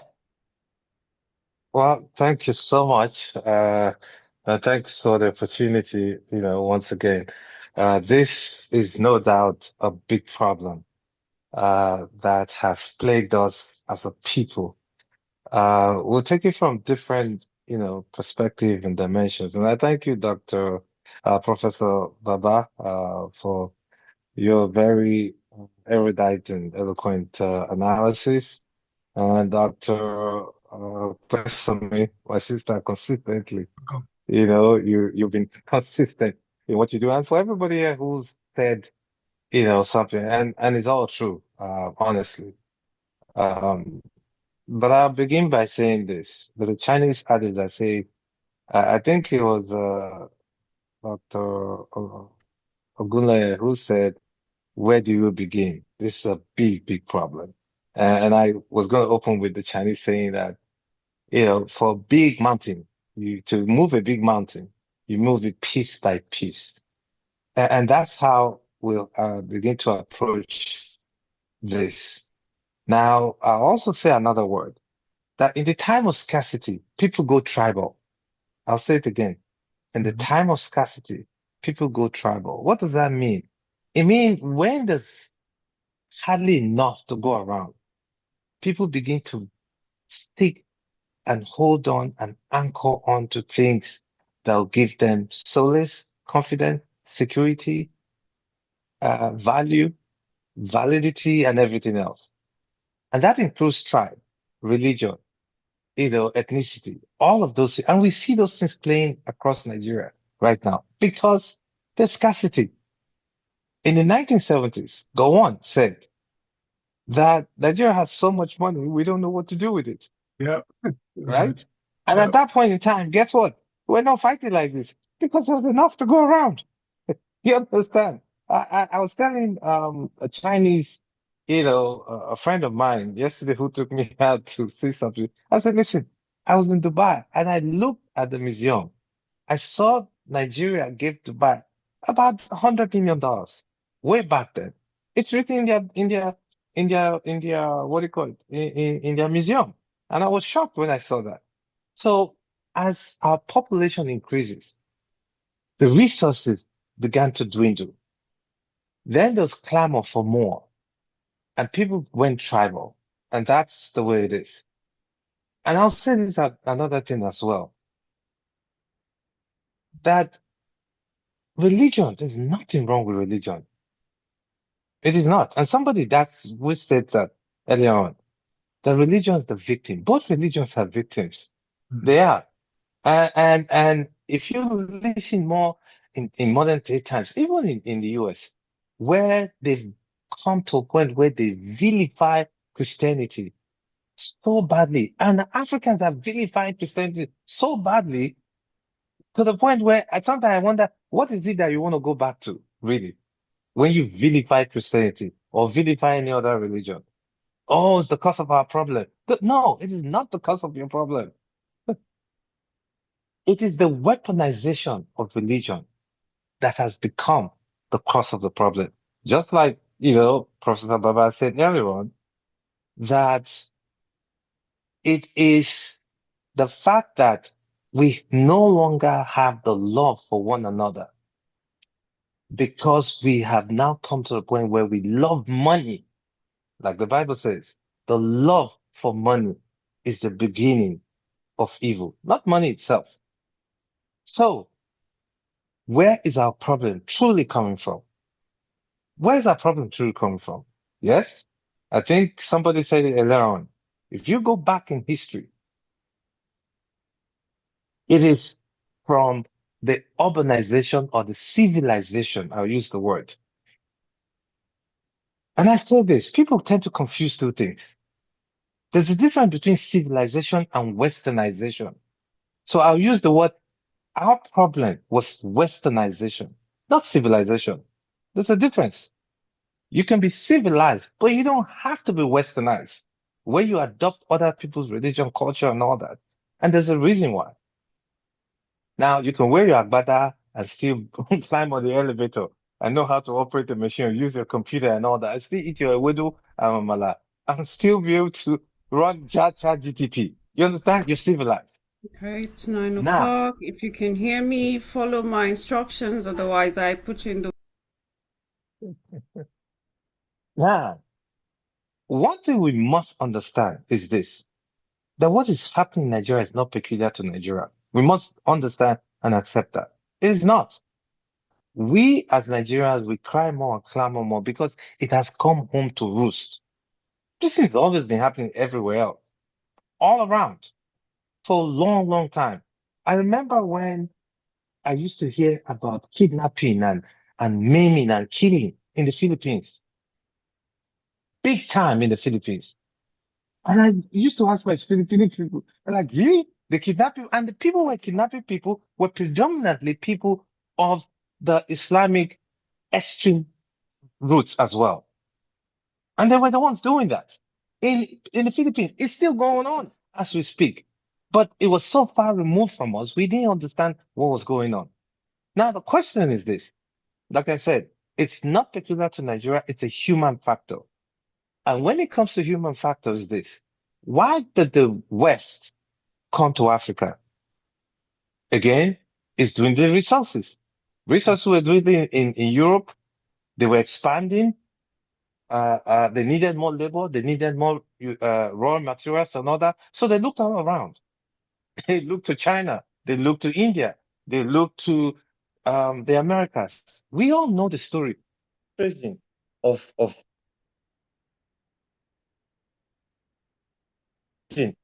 India. If you see what they did to India, I mean, what they've done to India, it's unbelievable. Or what they did to Australia. So they came to us as well. Yes, because they were looking for resources. And of course, every tool they can use or they can utilize that they've tested anywhere else, they also test as well for to achieve their aim. Right. So Christianity is one of the two that they use. Weaponization of poverty is another one. Now, when they left, what happened to us is this, and I always say this so that we understand where a lot of the time when we talk about our elites, yes, they are elites. But guess what? When the white man came and ruled Africa from slavery to subjugation to colonialism and everything else, they created a structure that suited them and them only. Period.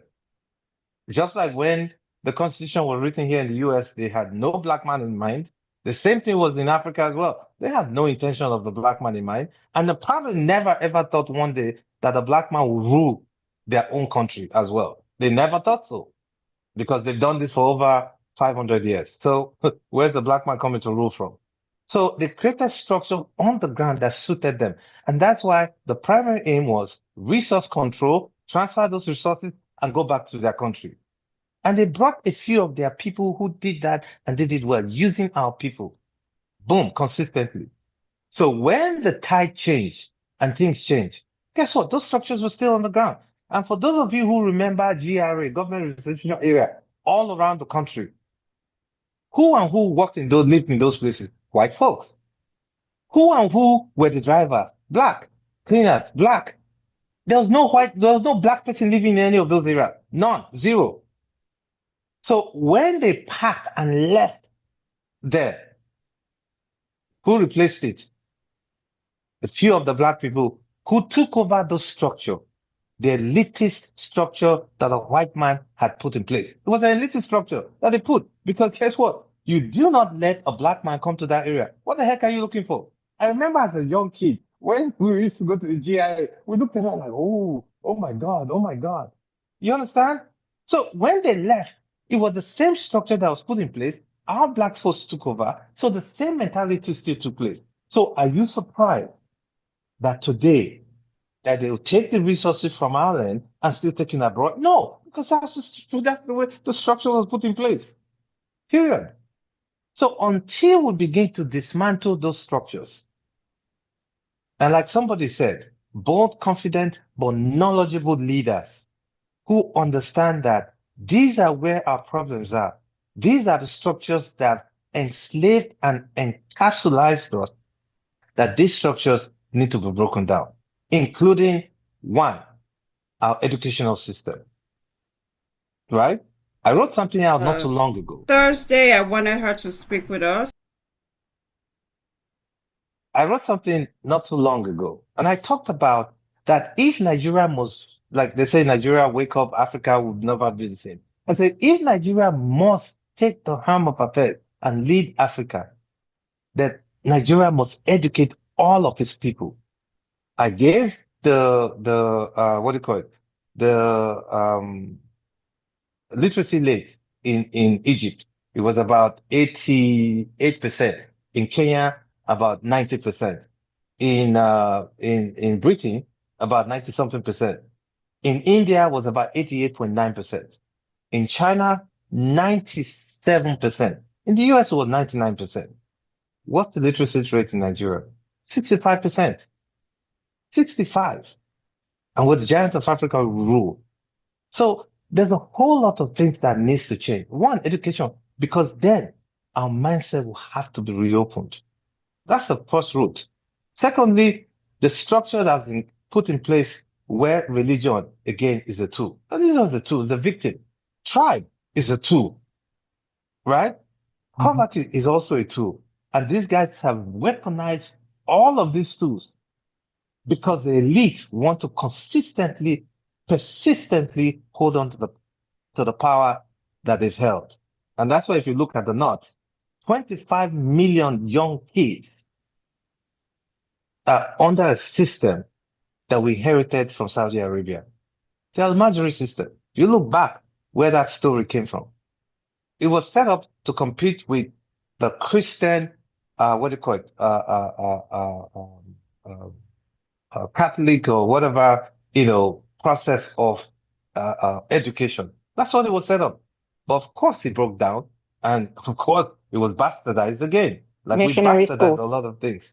Yes, the missionary schools. Yeah, so that was a replica of the Christian missionary schools. That was what the Almajiri, not the system, the Karatu system was set up. But of course it became bastardized because everything went haywire. And today we have over 25 million children who are out of school from the north, uneducated, poorly educated, or have no access to any form of education. So understanding all of these things, we want solutions. What is the solution? Well, we can take it in two fronts. The solution from the diaspora, right? And solutions from home. What is the solution from the diaspora? And what's the solution from home? And I always say that the Bible says, look, where your money is, so also will be your heart. And I ask people often enough, how many of us have truly invested in Nigeria? Invest. What do you mean? Put money to some, not to give to your cousin who's in school or whatever. No, not that. That's not investment. I tell people this. I said, look, you invest in a stock exchange, right? When the dividends are low, so that when it pays off, you will begin to reap out of it. The dividend in Nigeria now is really low. This is the best time to put money into it. As chaotic as whatever it may be. I wrote something recently. In fact, I posted it just today. The return of investment in Africa is about 11 point something percent. The global return on investment is about 7.2%. The return on investment in developed world is about 2 to 3%. In a stabilized system where it's free and fair, the return on investment 2 to 3%. But in Africa, with all the chaos and all that, is about 11. So most likely you make more money from Africa than you make anywhere else. But people will not tell you that. These are facts. These are data. And you know how I feel about data. I'm really pushing out this data, right?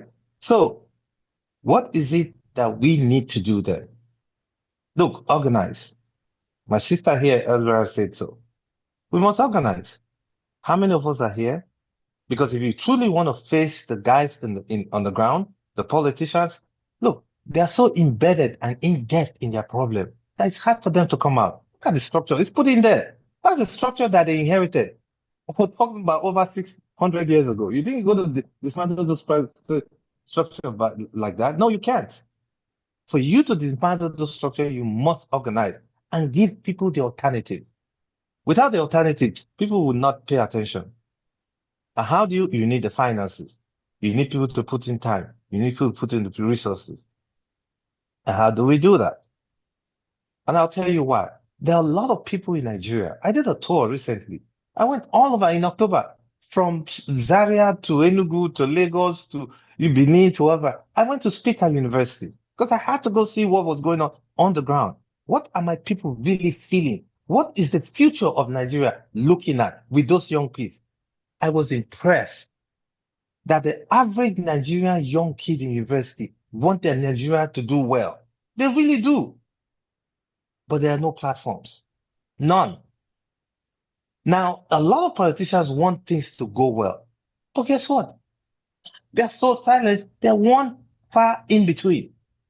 So we talk about critical masses. Until we form that critical mass, where that change will come up. For those who don't chemistry, until you put that 1 millimole of whatever into that the color change, you will never get that.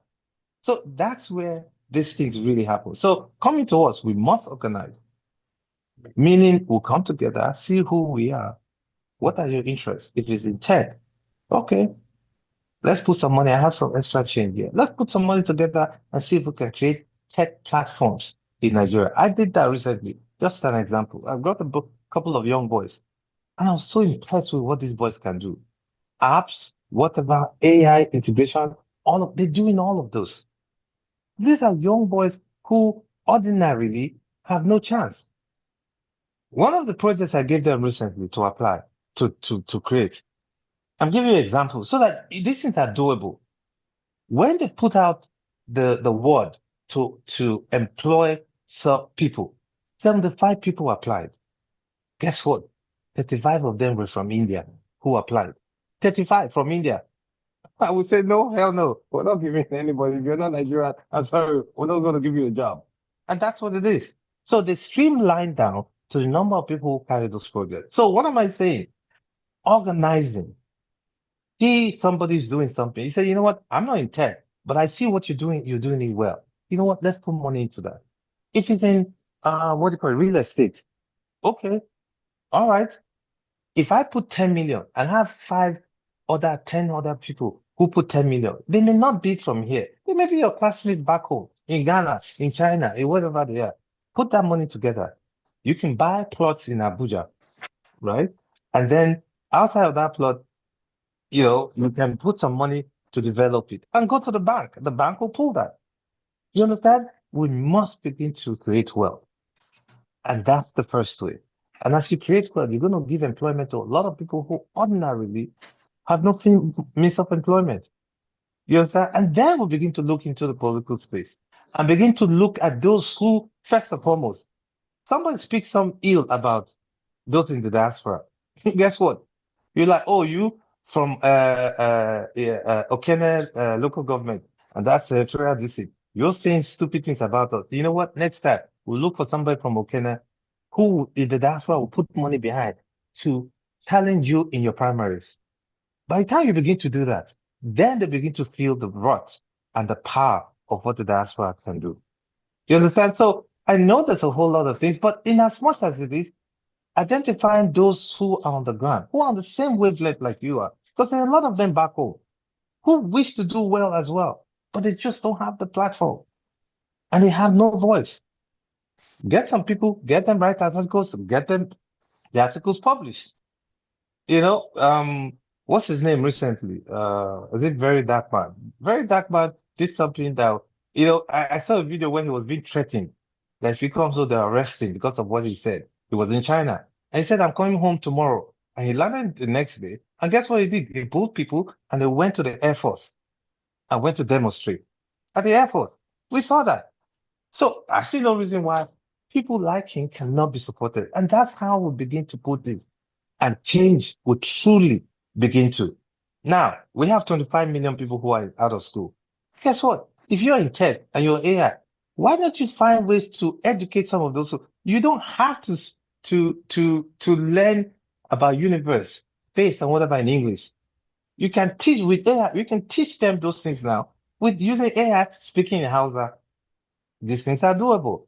Or speaking Yoruba or Igbo for those who don't have the means. So we have a lot, like I said, to move a big mountain is piece by piece.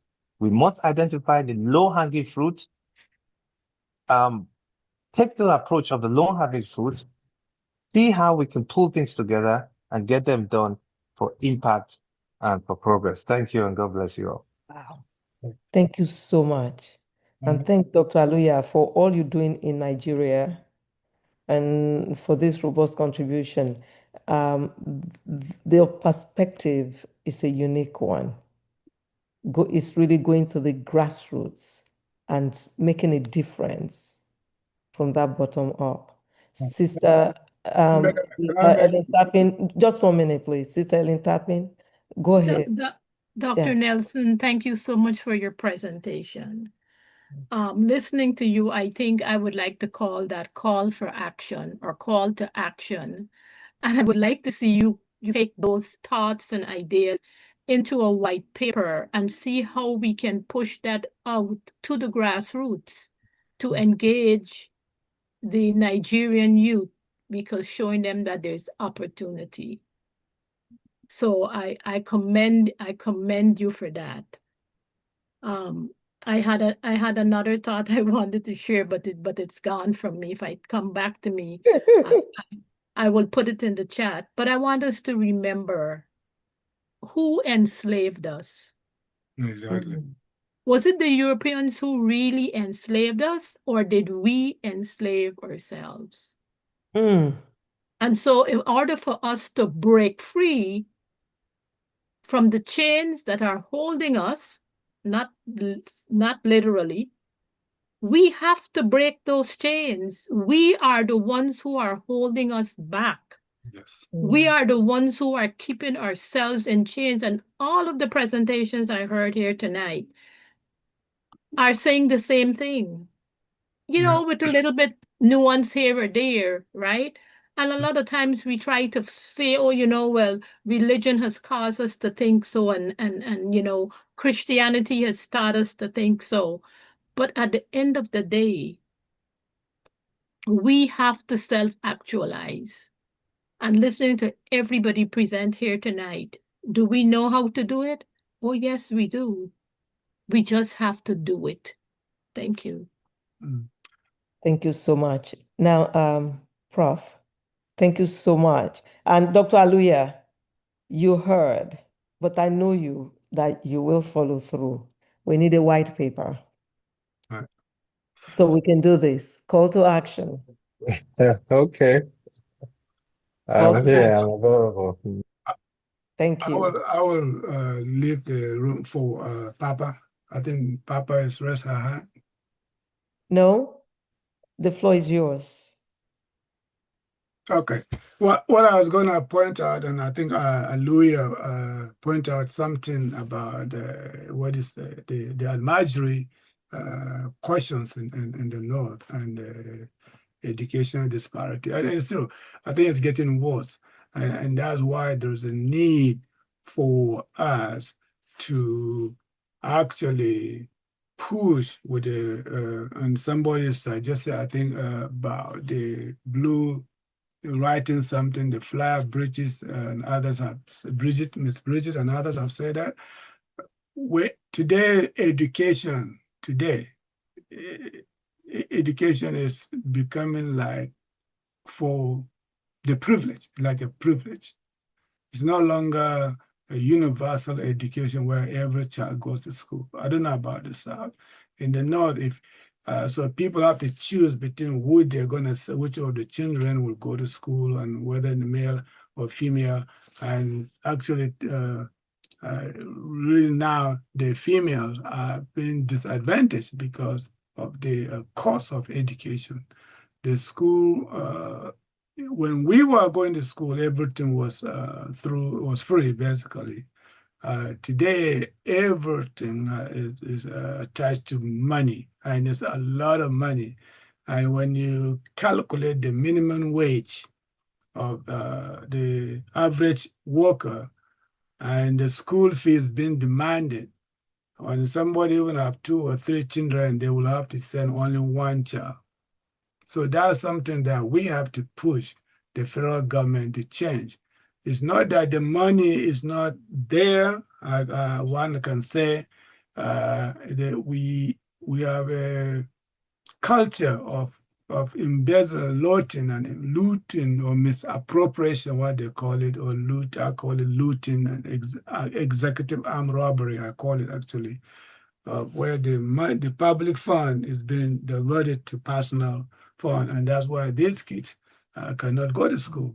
So we have to also consider. Two, we have to. You're right. We have to bring investment now. People talk about capitalism. We have to make sure that the capital, people with capital invest. United States, the reason people come here is because of the capitalist system whereby people have opportunity for a job. You can work at McDonald's and anywhere when you land here.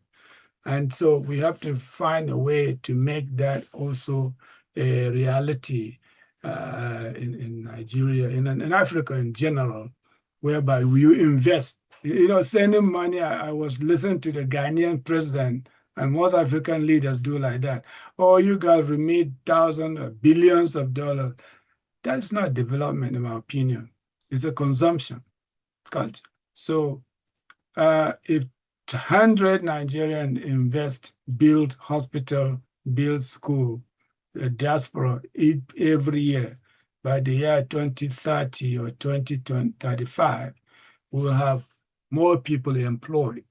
So I agree with Dr. Aloya and Ms. Ellen and others, but we have to also start investing in real businesses, industry whereby we employ people so that people don't try to run away to look for a greener pasture. Thank you.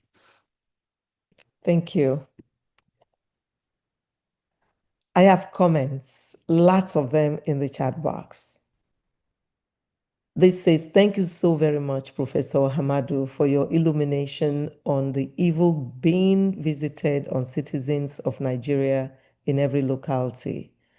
My thoughts, it says, their thoughts on what is happening to our country is multifaceted, including foreign players who think they can win the hearts of our greedy, immoral, and corrupt leaders through bribe to dig up and take out our natural resources for their own benefit. Amen. The little men who are used to committing the havoc and killing are paid to prepare the land for those foreign players who come in to do their job of taking the natural resources to ship out easily. Shame. Amen.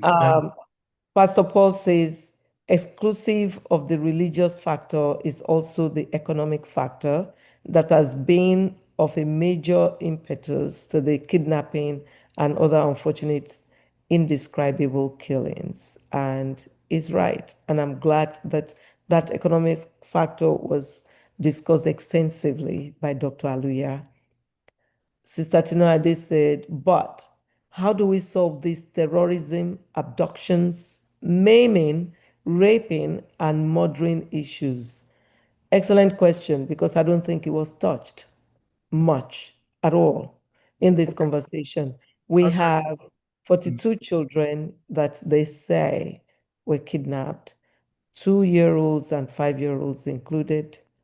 Some murders occurred, and the children are still held hostage. I'm going to hold on to that thought because I want to continue reading in case we have some to put together. Our leaders are stooges of the West and Arabia, Dr. Guleye said. And Attorney Tinuade said again, there's abductions in Oyo, Ondo, Ogun, and Osun states too.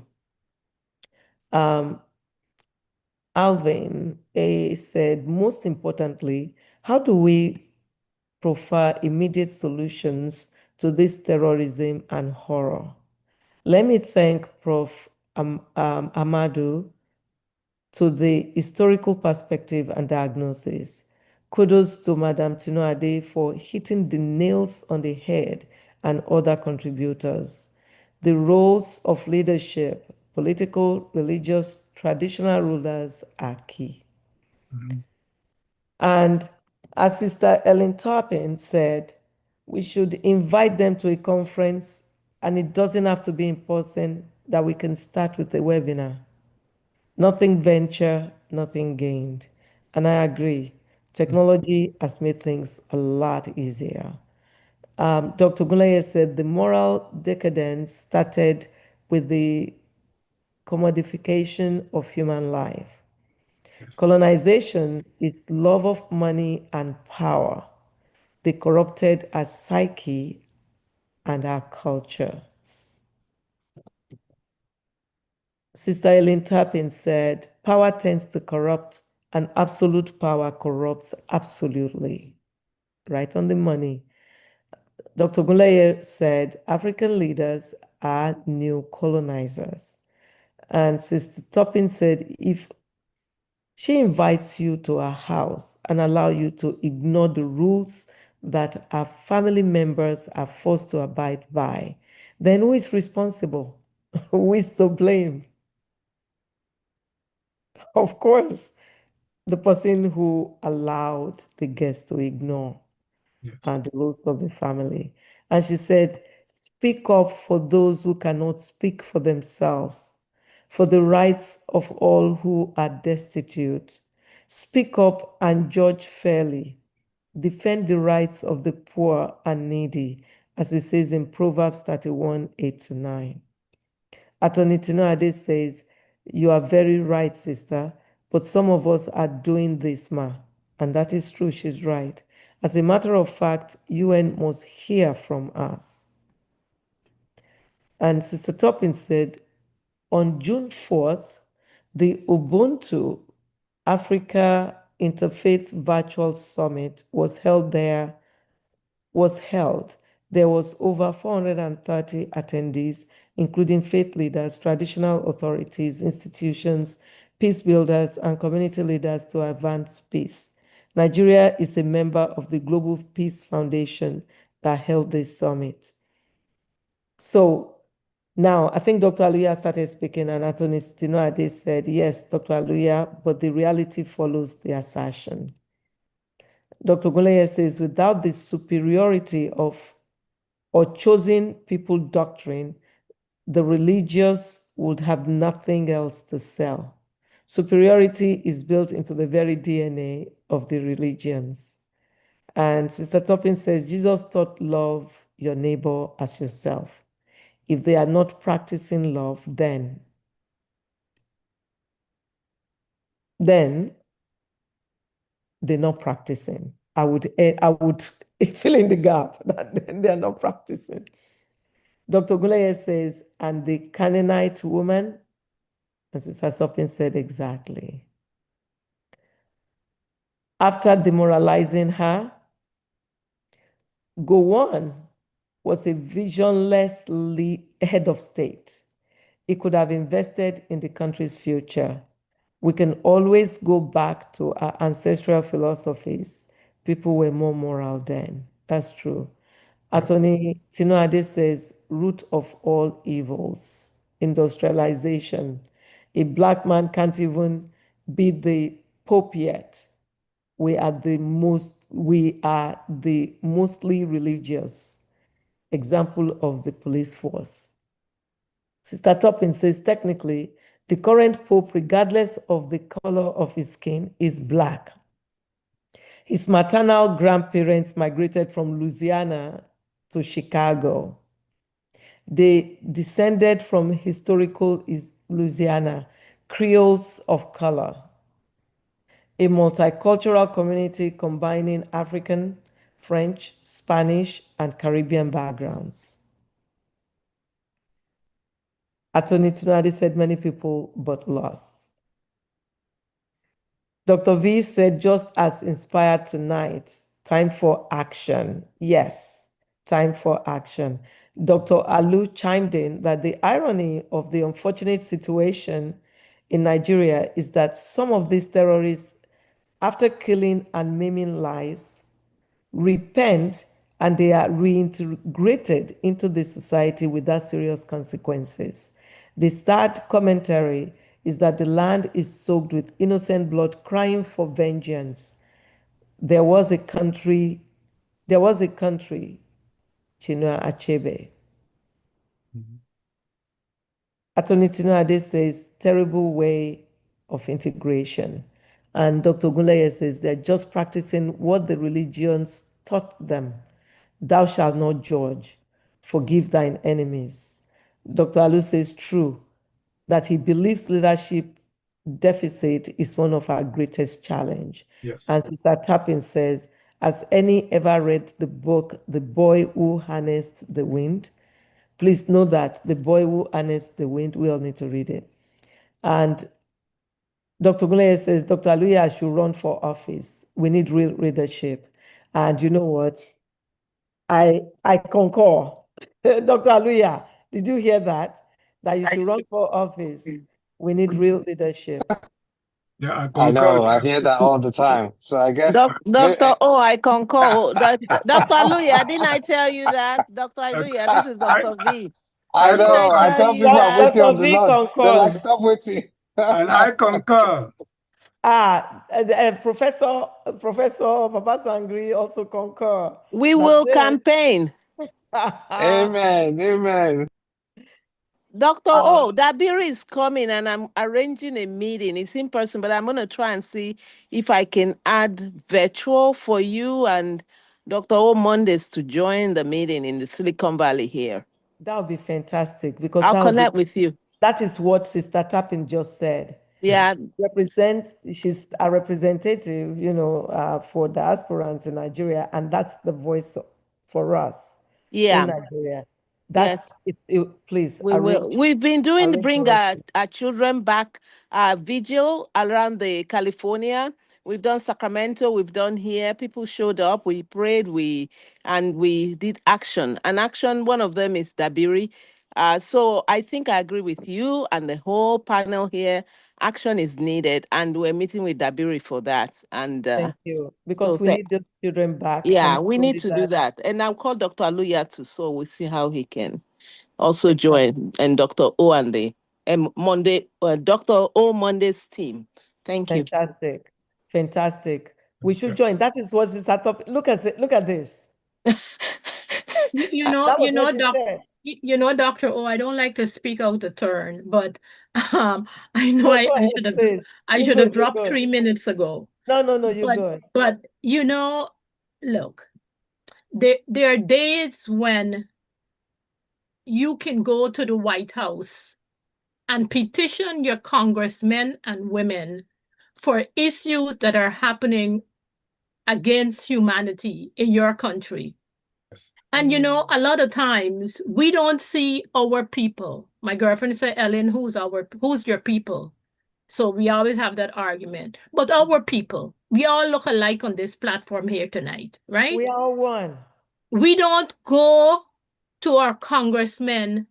They want our votes, right? But we always don't have the time. We can't take a sick day. We can't take an annual day. We find all the excuses. But I can tell you, the Asian communities, the European communities, the Middle Eastern communities, they bombard their congressman every time there's on the Hill Day.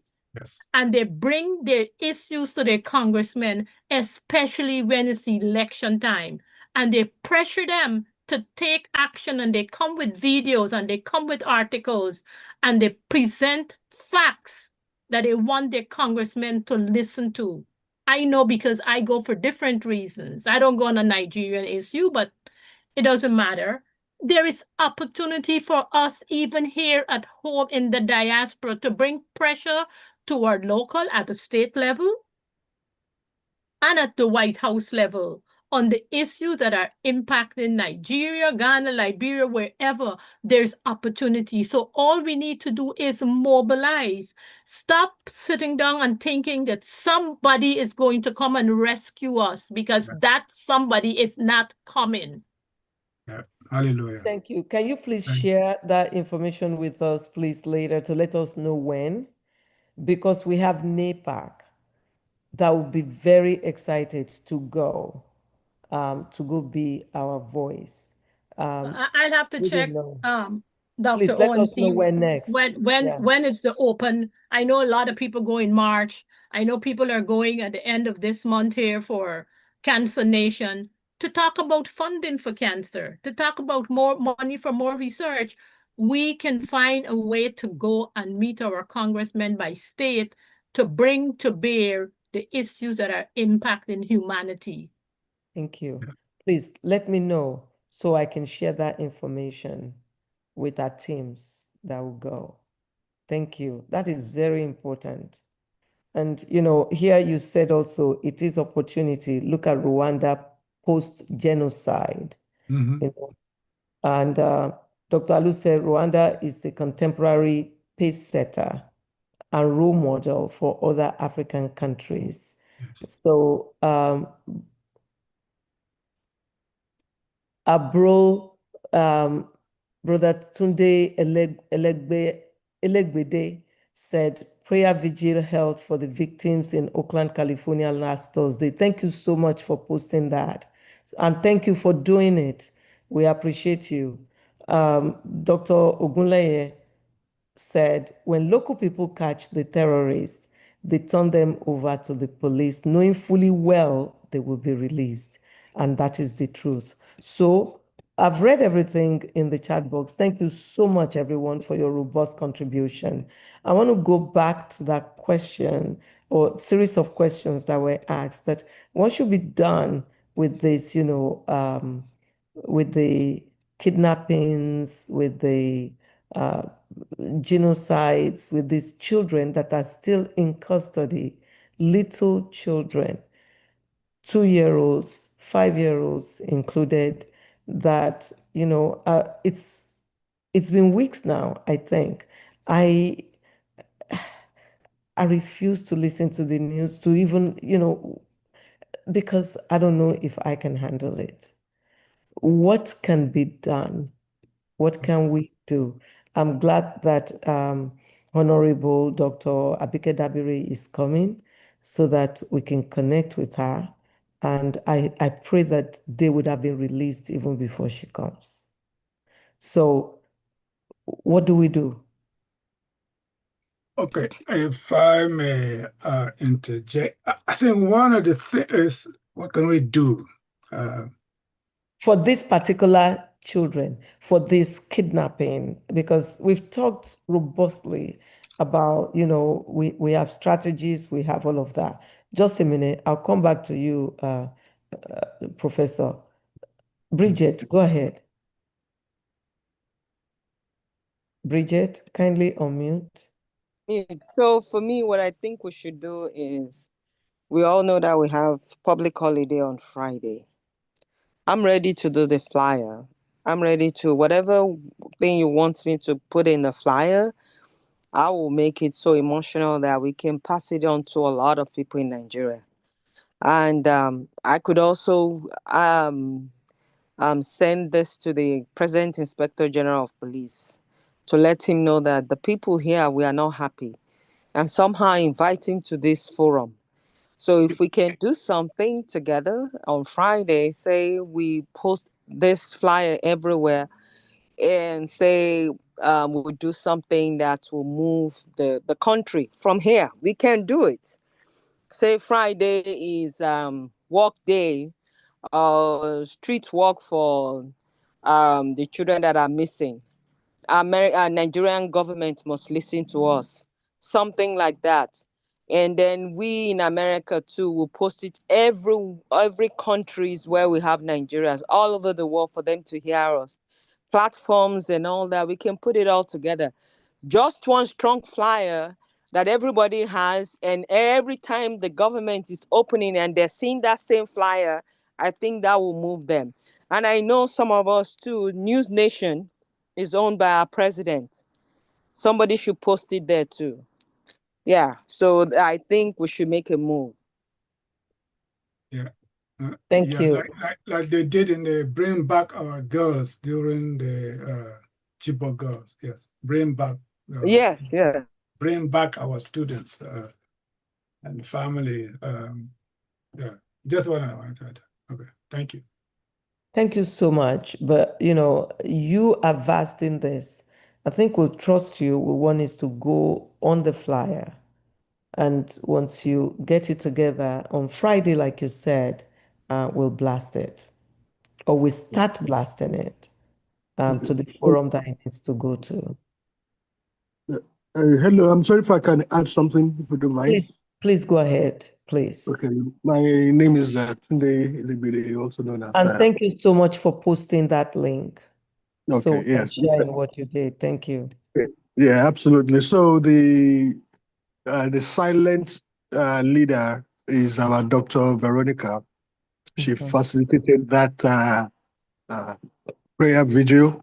I also have a link of a video that I can also share at some point that actually speaks more volume to this, because we had like a 2 or 3 or 5 minute session where we read each of the names of those victims and their ages. This is when it became very real for some of us, and I was having goosebumps when I had the youngest was 2 years old and the oldest was like 14 or 15 years. As a father of 4 daughters. Correct. As a father of 4 daughters, I just cannot even imagine. All the 4 children were there. What those kids were doing, how they are feeling in the bush. It's a rainy season. There are snakes, all kinds of wild animals, and the environment. It's just absolutely they're crazy. And just one last thing to add, and then Dr. Veronica and I spoke about this last week, Wednesday, in the early morning, very late. I have a personal connection to this. Yes. So the lady, the principal that you are seeing that the terrorists are parading to come and be, saying things. Yeah, she's a spokesperson. Yes, she is the wife of my friend. She's my friend's wife. The principal. Yes. Yes. Well, so this is much more personal for me. So I speak to the husband almost every day, and I stop calling him because I don't know how to greet him. How do you greet somebody? How do you console somebody? I've never had a friend that they kidnap, and I was like, I mean, how do I know. am I going to say What do sorry? you What do I say? What do I say to him? So you probably see him. He's the light-skinned guy that was prostrating in front of the Oyo State governor that please help us. He's a professor. A professor.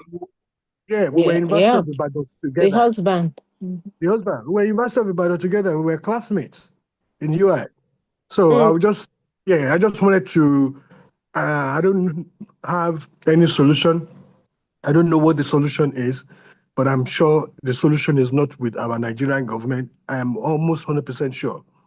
The people that are there, I'm apolitical. I'm apolitical. Hey, I live here in California. I don't have any sphere of influence in the direction and policies in Nigeria, right? But what I see, what these people are doing, they don't even care. They're there doing Ujudeoba. They're there. All they care about is the 2027 election.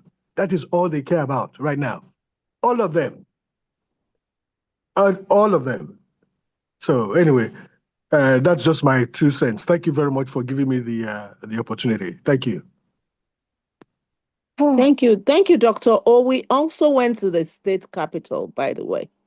So we're really taking our voices everywhere. I think the next capital will be with Dr. O in Washington, D.C. Because we've gone local in California state capital in Sacramento.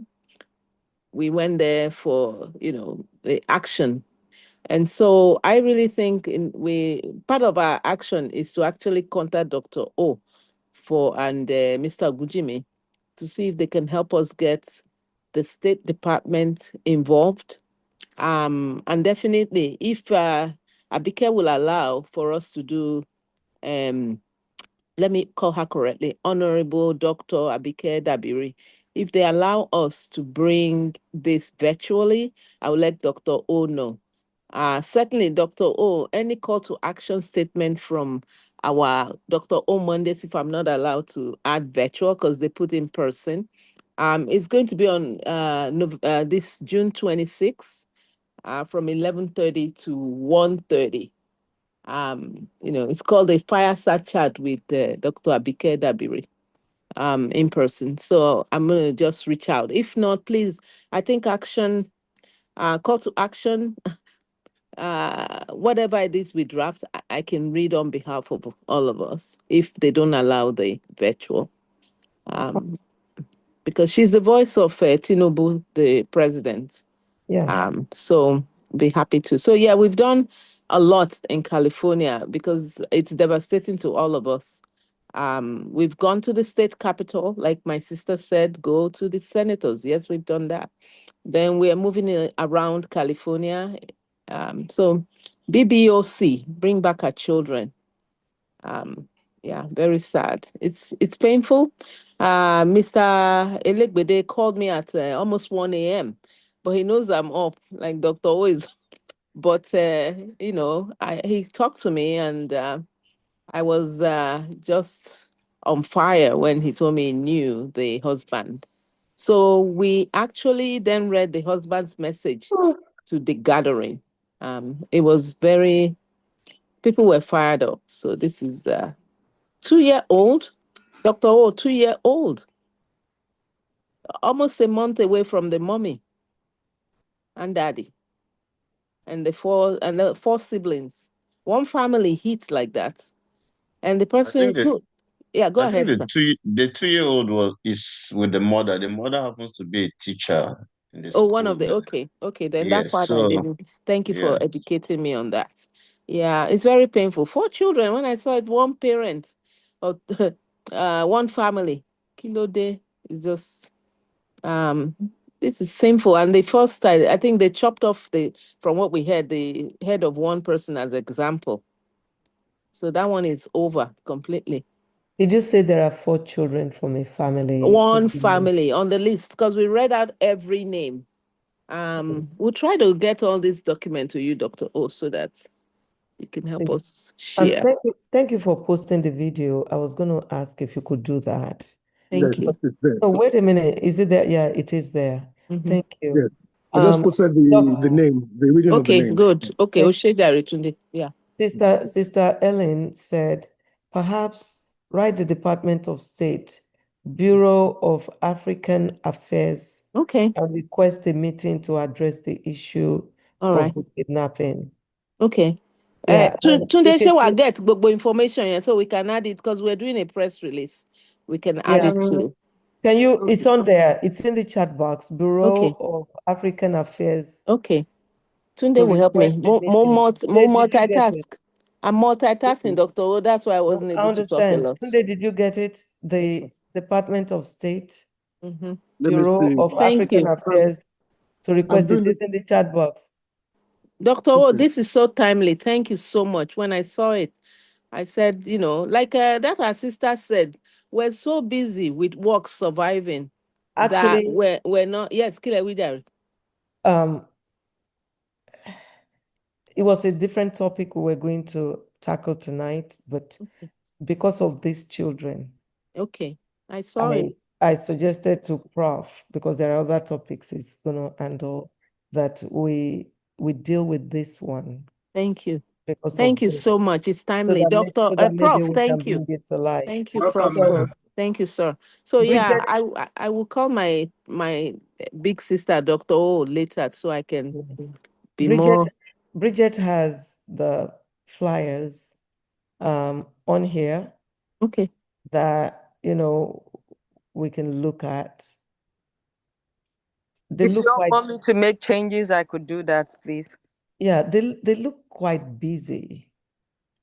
I don't know. Well, is it me? I don't know. Mhm.